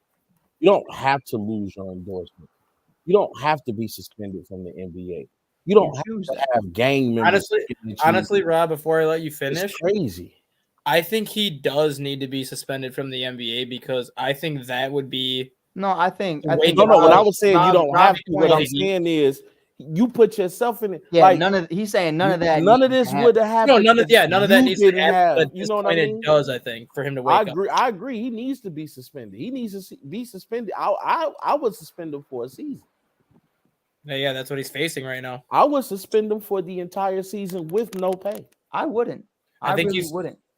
And I think a big part of that is you leave Ja at the house for a year. That ain't got nothing to do with me. No, but what I'm saying is, I think if I'm Ja, or not if I'm Ja, if I'm Adam Silver, I go, is this kid better off being on the court, or is this kid better off doing what he's doing? And I think he's going to be worse off if he stays home for a year. I think they can alternate the suspension, though. Because usually when you're suspended, you can't even like work out with the team. Like, you're done. Like, you're sitting at home. I could see Silver being like, you're suspended for a season. For what? But you can still practice with the team. You can still do the team meetings. You can still do everything the team does, just not play. I think that's, respectfully, looking at it from both sides of the spectrum as well, I think that's wrong for the NBA to suspend Ja at this very point.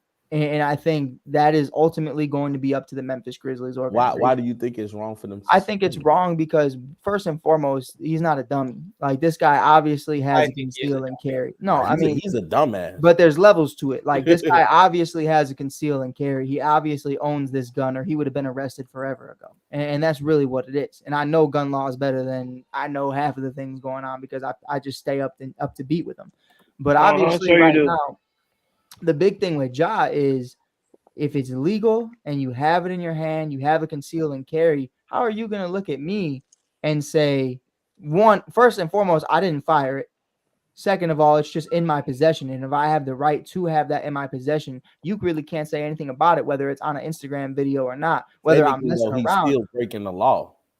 But that if it's not It's breaking the law in breaking the where law. he It's called was, unless you're in an open carry state, a concealed carry. that's what I'm it's supposed saying. to be. It's supposed to be concealed. It's in his name. And where is Ja Morant in this video? It's I have in a no idea. car. Is it necessarily his car? But that's what I'm trying to say is so for you to sit there and say, hey, man, you can't own this gun or have it out in the public.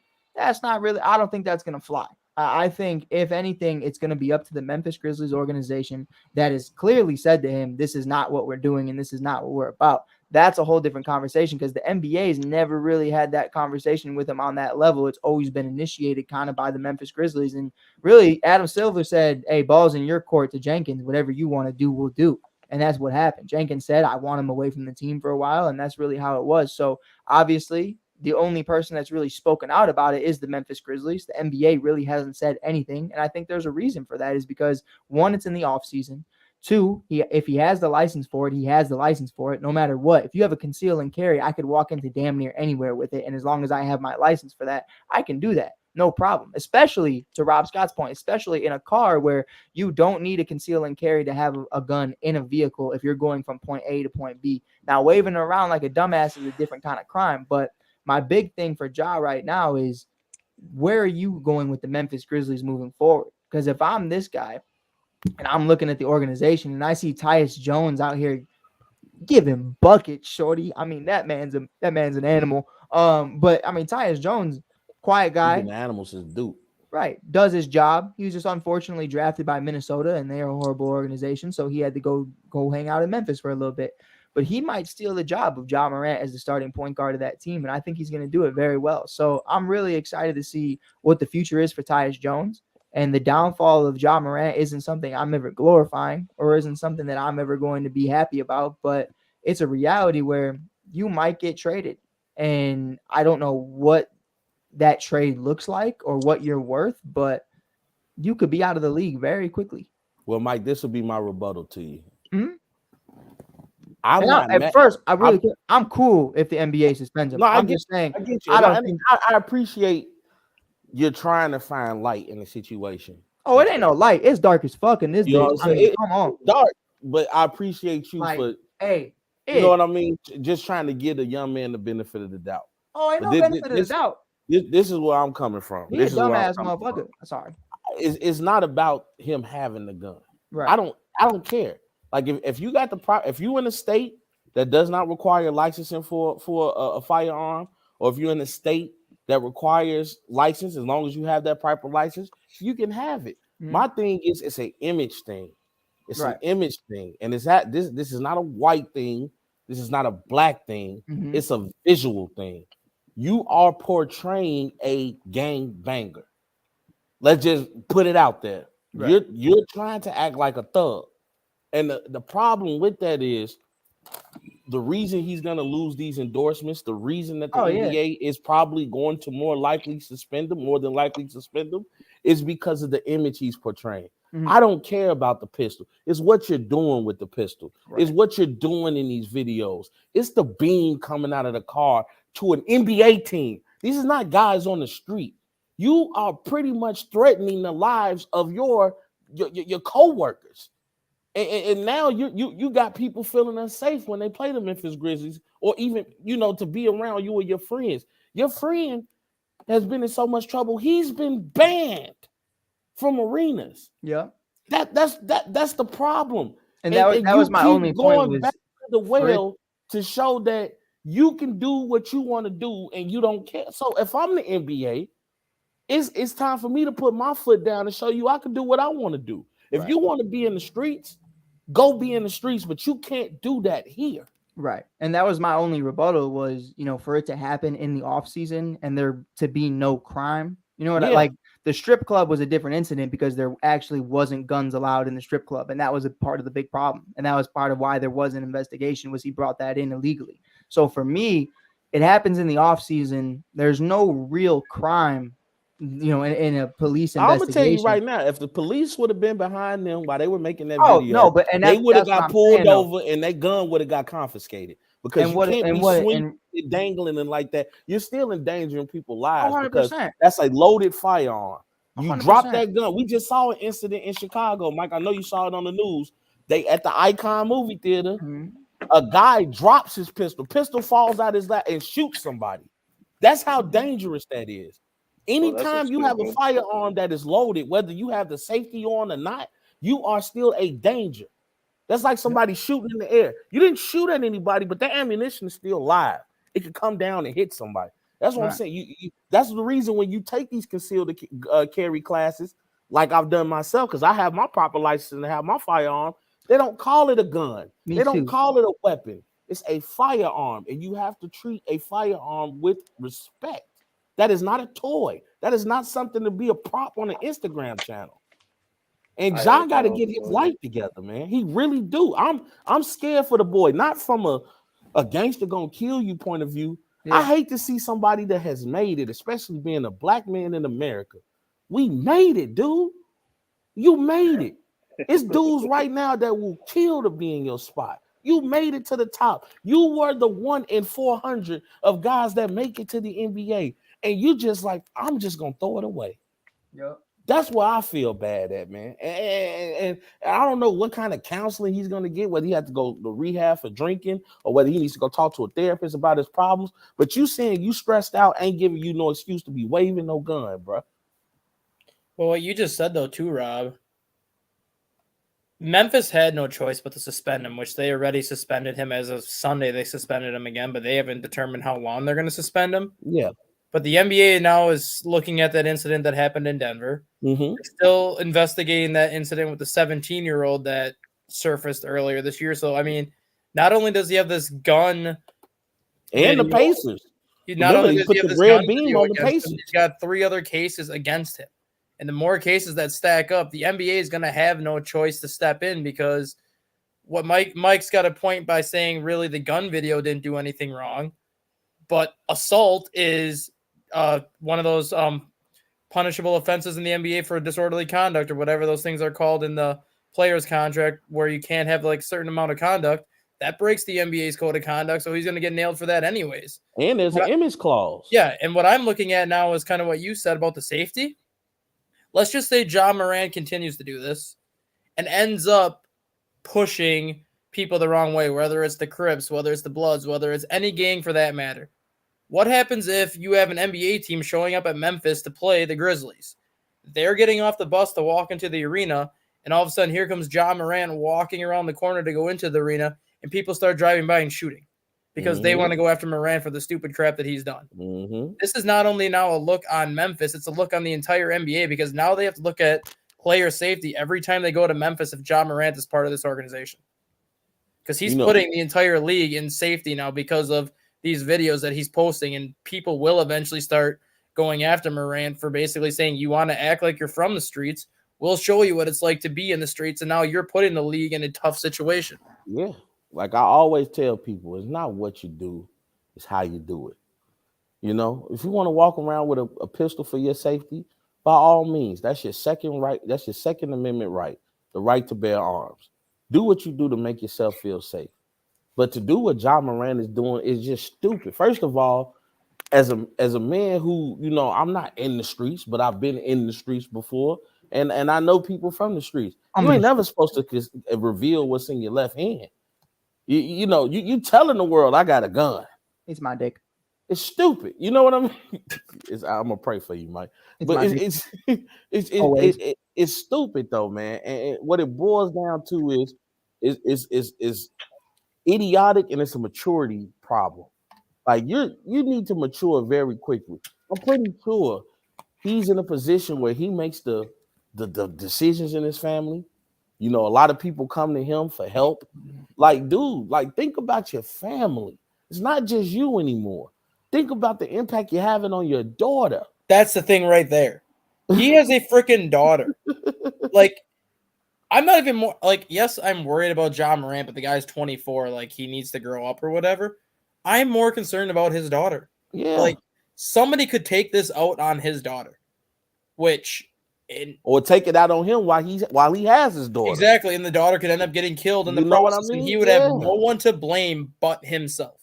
That is the part that, as a father of a daughter myself who's 4, that is the part that pisses me off the most, is that you want to throw your career away, that's fine. You've made millions already, that's fine. You want to throw the rest of your career away, you're going to have enough money to last you for a long time unless you do stupid shit and blow it. But you're putting your daughter's life at risk now. Like, do you care about anybody but your damn self? Do you care about anybody but yourself? Do you care about your family? Do you care about your daughter who actually looks up to you, actually loves you with her entire freaking heart, and thinks that you do no wrong? She's too freaking young to understand what the hell you are doing, and you're ruining her life before she even has a chance to live her life. You better preach that thing, Dustin. You better preach it. Like, if someone was doing this to my daughter, I would be in prison for fucking life because I would finish it myself. But the sad part is somebody's going to finish his life and somebody's going to finish his daughter's life before his daughter even has a chance to experience life because he wants to be a fucking dumbass. And that's exactly what he's being, a dumbass. I have no nice way of putting it. You are being a dumbass. I got a nice way to put. Oh, you see the updated picture? It's just sad, man. Like when I saw this, like a lot of people, when I saw the video, I thought it was old. I'm like, oh, okay, we know what Ja did, and I'm like, wait, this is new. You come out and apologize, and then you do this dumb shit. It's like, come on, bro. Like Shaq said, don't put yourself in a position where you got to give everything back that you worked for. Don't do it, man. This is what I say. I'ma put that dick on, come and do a split on it, come and do a trick on. Come and say that ass for me, baby, I got a lot of money. Come and do that. I honestly hate seeing that video. I hate seeing it because it's like you hustling backwards, bro. Real, if you ask the street dude today, right now, would you trade places with John Moran and you give up the life for good? It would be a line going around downtown. Everybody would trade places with John Moran to admit. I'd rather be a square NBA player than a gangster out here who's in fear of my life every day. Because guess what? They are in fear. That's why they take the precautions that they do. That's why they checking outside before they get in the car. That's why every time they somewhere, their eyes always darting to the left and the right because you got to be aware of your surroundings. You want to live like that, dude? Yo, you want to see a real gangster? Shanig, man. Fucking with ASAP Sports Network, man. Tune in, stay logged in, and stay mouthed in. You dig? Yuck mouth. Yada da. Boy! Come on, guys. Supposed to be professional here, guys. Supposed to be professional. Supposed to be professional here. This is the only way we're gonna make it, guys. We have to be professional. I gotta be the conscious now because Frankie is going back to the dark side. No, man, I'm sorry. I had to. I'm sorry. Let's go back to professional. I apologize. I really apologize. Let's go back to being professional. Come on, Mike. Be professional. And, remember, we got a point to prove, Mike. We got a point to prove. I didn't do it. My hands are up here. I didn't do a thing. We got a point to prove, man. Honestly. I didn't do that either. I really didn't do that one. I know you did that one. All right. So, anyways, the Bulls have a 1.8% chance at the number 1 overall pick tonight. Hey, Mike, I love you. Yeah, the three teams that have the highest. They're not gonna be nothing. The teams that had the highest is the Pistons, the Rockets, and the Spurs. They're all 14% chance of getting the first round pick in tonight's NBA draft. Chicago has two of the first 3. Hey, you know what's sad? I'm gonna be there right with you cheering for the Bulls, and I know they're not gonna do nothing when it's all said and done. Hey, they're not gonna do nothing. Frankie, yo, all I'm saying is, Bears got it. Blackhawks got it. Triple B's, baby. Bro, I'll tell you Who? right now, if Chicago, It's rigged. if the It's the fucking yo, rigged. straight Bulls up, get it. straight up, It's I rigged. swear to It's got to God, be rigged, bro. if the Chicago Bulls get the number one pick in the draft, I swear to God, Adam Silver, you are getting the most hated letter from me in the world. I swear to God, it will be insane. It will be Wembanyama insane. to the Bulls. You don't want that. Just You don't remember, want that. they had a I don't 1 want Wembanyama. I don't think Wembanyama is going to be a good NBA I player. think the same thing as you, Rob. Like everybody's putting him out there. I feel like he's not gonna have I don't know that. if that's going to I don't feel like translate. he's. Yeah, bro. I don't feel like he's gonna be like the same in NBA. I feel like He's gonna I be the honestly next. feel like he's gonna get bullied in the NBA. I feel He's gonna like, be the next honestly. Darko Milicic. I don't think so. I don't Hey, think so. think if the Nuggets, What if the- the Pistons would have drafted Melo instead of Darko Milicic, oh my God. What if the Warriors? Hey, I'll do you one better. What if the Warriors drafted Melo instead of Wiseman? The Bulls don't even need the number one pick Pool party. because if everything goes according to plan, I'm not going to be surprised if Lillard ends up in Chicago. I'll be talking about Wiseman. He's got the Oh same my agent. God. He's got the same agent as Zach Don't get LaVine. me excited. They've been talking for the last year and a half about playing together. I think Lillard's finally at the point now where he wants out of Portland. Chicago's in a better position to contend next year than Portland is. You can give Portland draft picks. You can give Portland Lonzo Ball if Portland is willing to wait until Lonzo Ball is healthy. And you can just do a sign and trade and send him Vucevic and send Damian Lillard to Chicago. What the fuck is that? I love Dame Dollar in Fucking Chicago. ass. That's such shit. That is Bring Dame. Justin. I love you, dog. You're my brother. I'm gonna be as professional as I can. That is so fucking trash. That is awful. You don't want Lillard? Holy fuck. I love Lillard. They already have one white boy center. They don't need two in Vooch. Then you got fucking Lonzo one-leg ball. Oh my God, bro. I would kill myself if I made that trade if I was a Portland Trailblazer fan. I would de-ball myself. I would never watch basketball ever again. Yeah, I would watch Portland basketball. If Portland's willing to make that trade, I don't care. If Portland's willing to make that trade, they shouldn't ever do anything in life ever again. You should. I will say this: I think Portland would be willing to play ball with Dame for his loyalty. And I think wherever he wants to go. I think Lillard will end up in Chicago because of Zach LaVine and them. That's fine. That's fine. But for Vooch and Lonzo Ball, well, I'm just putting names together because you're not going to trade LaVine for him. I mean, Lonzo can't even get on a bed to walk to Portland. Theoretically, you're not going to give him DeMar DeRozan because I think if you're going to part ways with DeMar DeRozan, you're at least going to do him a solid and send him somewhere where he can at least have a chance to make the playoffs. Why? I'm sorry, Bye, Debo. But you gonna put Dame with Zach? I mean, if I'm Dame, I'm turning that down. I just had CJ. I know what it feels like to play with a Zach. I had CJ McCullough, and I think CJ McCullough is better than Zach LaVine. You're smoking herbs. Send me Milwaukee. Yeah, the Bulls can send him Mike's favorite player too. They can send him P. Will. Milwaukee, or send me to LA, or send me to Denver. I'd give you Kobe White, Patrick Williams, 2 first-round picks, and Vooch, and call it a day. I can see Portland doing it, and that's a good offer. But Lonzo Ball, Bulls ain't got nothing to offer. I don't. If I'm a team, I don't want nobody from the Bulls team. I want Victor. I don't want nobody from the Bulls team. I wouldn't trade the Bulls nothing. Everybody on that team is basura. Basura. That means trash. That's crazy. Not so long ago, he was praising Patrick Beverly.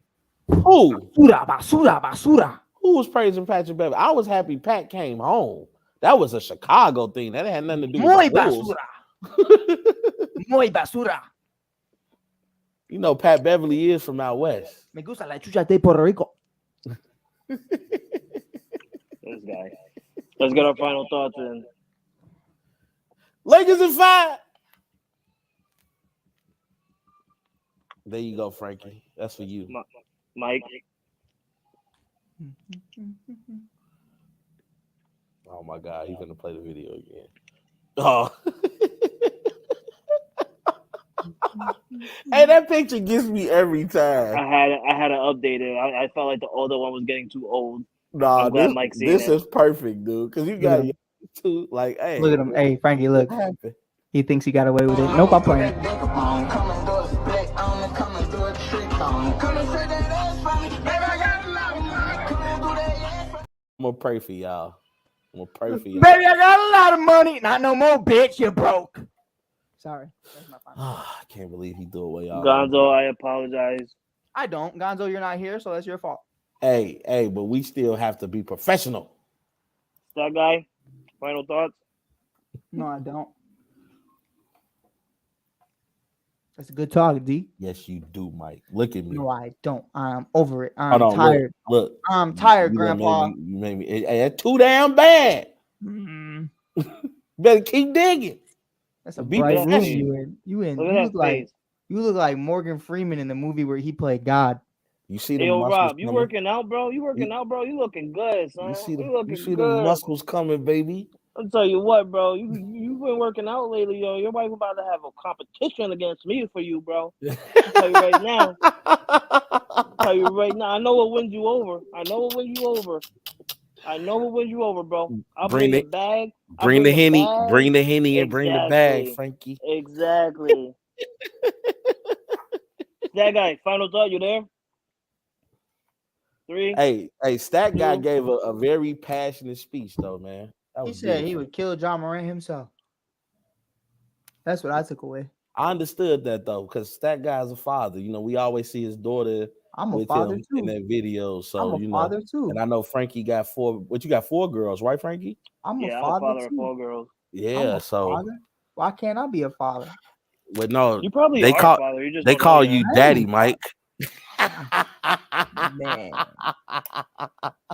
Man. All right, my final Put that dick on. Come and do a split on and come and do a Hey, you can just interrupt me with that shit. Come on, do a split. I don't call me daddy. What? Yeah. So tonight's gonna be a good game. Hopefully, in the game 1 of the Western Conference Finals. Hopefully, we get a good game 2 tomorrow. I'm really hoping that everybody stand. I'm hoping that all my boys stand behind me as the Lakers go ahead and try and get this win, because everybody knows how much I hate losing, and I've been such a loser with the Lakers for the past year and a half.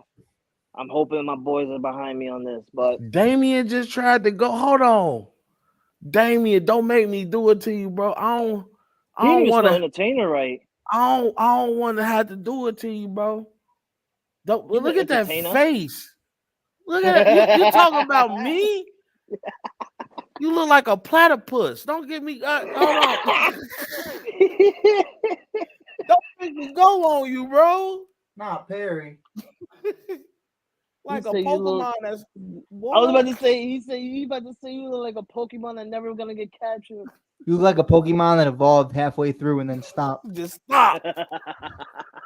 You look like God was creating the next human, and then somebody called his name and he forgot about You you. look like Psyduck got hit by a truck.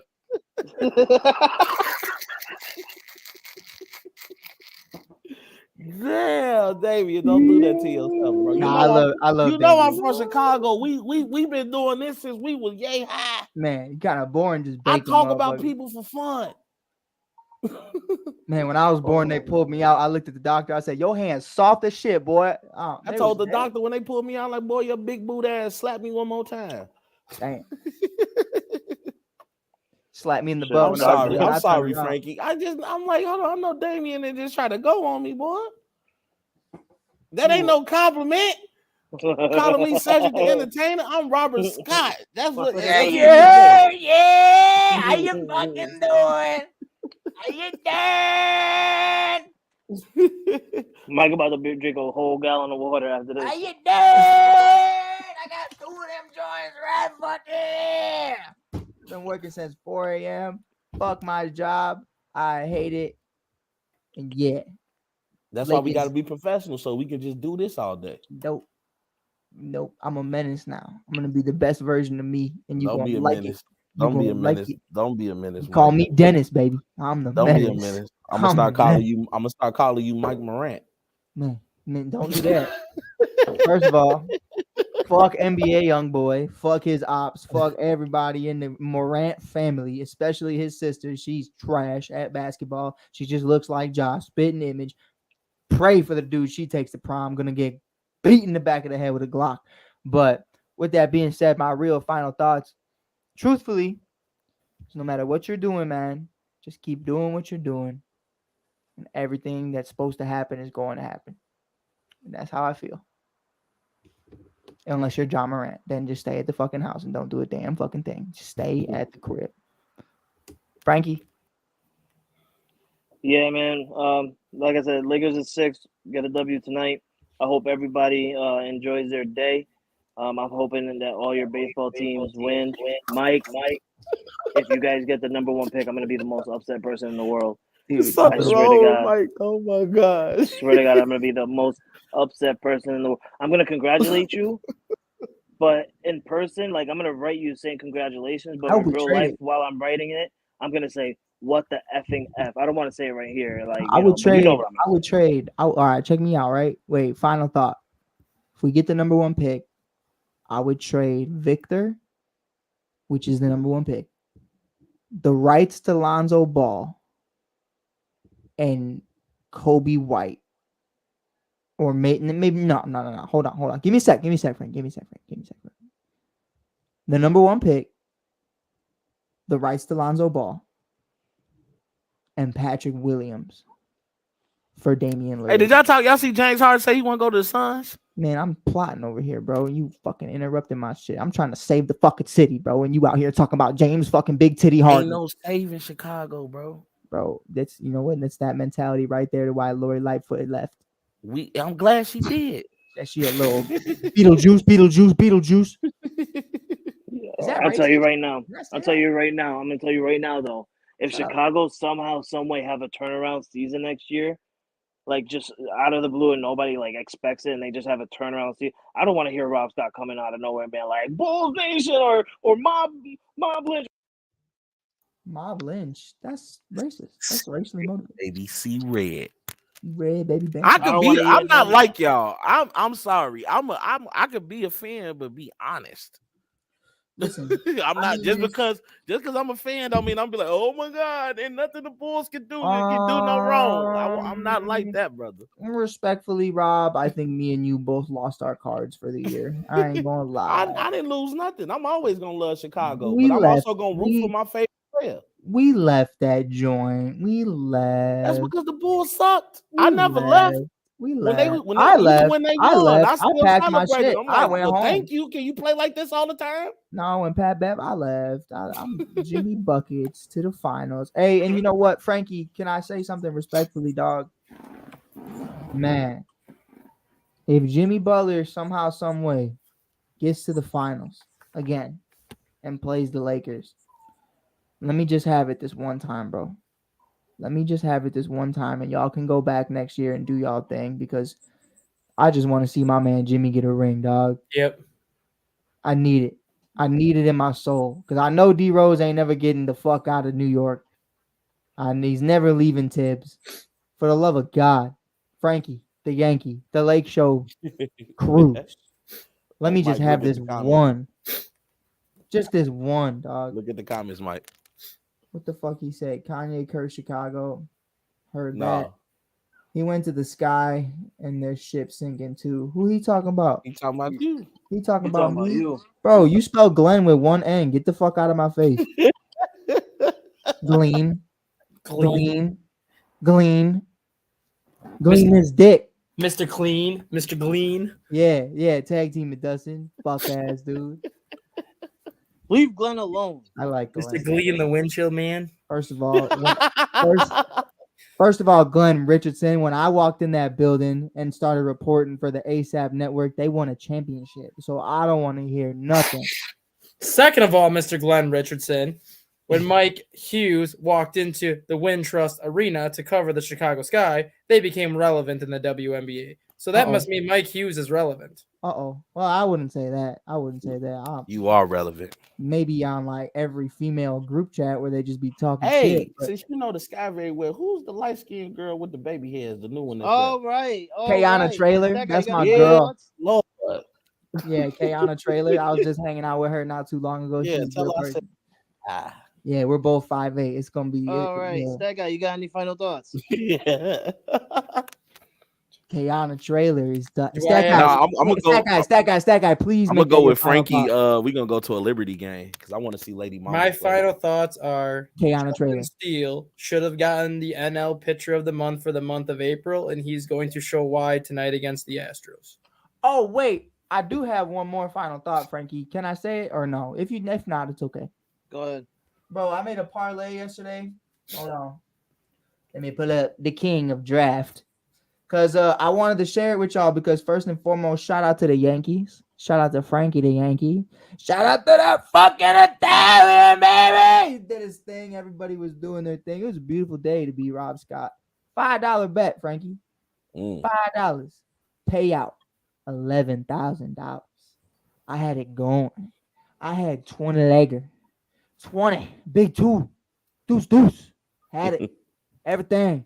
1 hit, 2 hit, 3 hit, 4 hit, 15, 16, 17.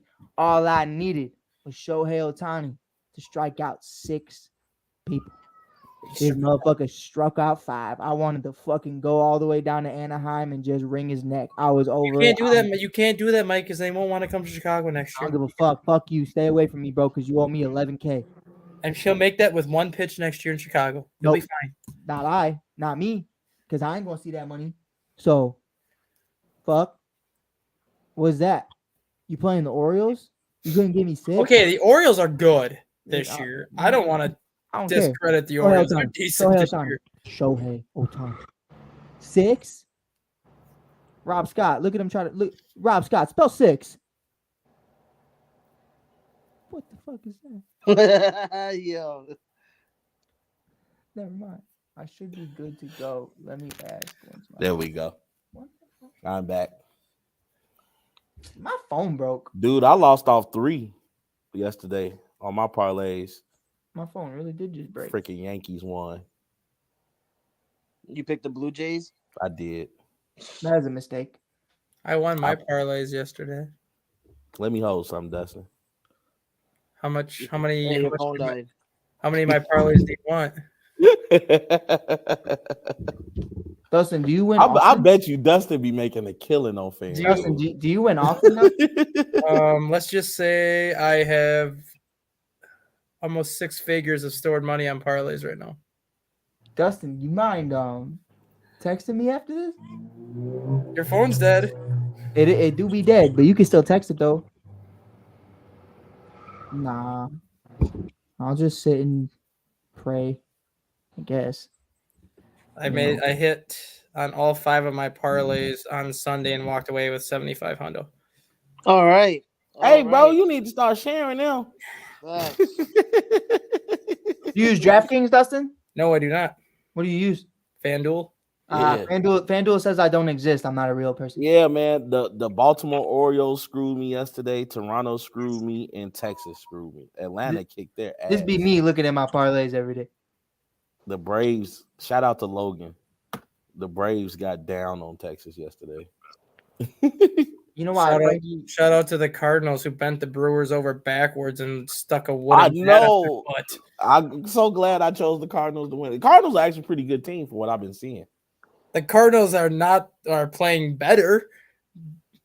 Ironically, they're playing better from when they removed Wilson Contreras from the catcher position. Damn, coincidence? No. I thought they just started playing better after they gangbanged the Chicago Cubs. Well, no, because they ended their 8-game losing streak before they got to the Cubs, and then they won 2 or 3, and then they're like, we're not going to put Wilson Contreras at catcher anymore. So now the team ERA went from a 5.36 down to a 3.64. Coincidence? No. Contreras, you're a useless pile of shit. Wow. Hey, Dustin, I gotta hit you up offline. We need to talk about some picks. Wow. Frankie. I'll look out for you too if I win. Frankie. I'll zeal you something. Frankie, I'm trying to go home. All right, yeah, let's go. He's smoking a blunt. I can Frankie was over there lit. I'm chilling over here. Hey, Frankie was lit. He didn't even care about the conversation no more. Oh yeah. Oh, goddamn. right, let's go. I want to thank Oh, everybody shit. for stopping by. Mike Hughes, Rob Scott, Stat Guy, Jay McLovin. We hope Chris Gonzo comes back soon. He's not feeling well. He's under the Get well weather. soon, brother. But yeah, everybody enjoy their day. Enjoy your baseball teams. We all know that most of your basketball teams aren't in it, except for mine. Let's go Lakers! He's an asshole. So yeah, everybody, enjoy the draft tonight. Lakers in 6. Bulls, baby, Bulls, baby, Bulls, baby, Bulls, baby. He in Dub 7. Nation, baby. 2020 bubble rematch finals. Let's go. Let's go. Catch us back tomorrow at 1 p.m. Eastern time for another episode of ASAP Afternoon Blitz. Don't forget to like, share, comment, follow, all that stuff with all of our social media platforms, Twitter, Instagram, everything. You can follow the Chai Kid over there and over in The TikTok. Chai Kid. That was the most Hispanic thing this man's ever said. He called me the Chai Kid. You like that, right? Wow. You like that. Respect. Anyways, with that being said, before we get out of here, I do want to thank our new and improved ending to this show, the new intro. Man, I'm really. No, we're not doing it. Don't do it. It's an outro. It's just an outro. I'm really happy to announce this one with John Morant and his team. I'ma put that dick on, come and do a split on it, come and do a trick on it. Come and say that ass for me, baby, I got a lot of money. Come and do that ass for me. Yeah, get to see what I do at work. That's what I do. I build all this. I build it all. Fucking Mike. 2 weeks Guys, from now, Alright, you're guys. 2 weeks from now, you're I going to be seeing build that it all, video guys. on CNN Have a about good John day. Morant getting shot up too. All right, nobody's gonna shut up. Have a good day.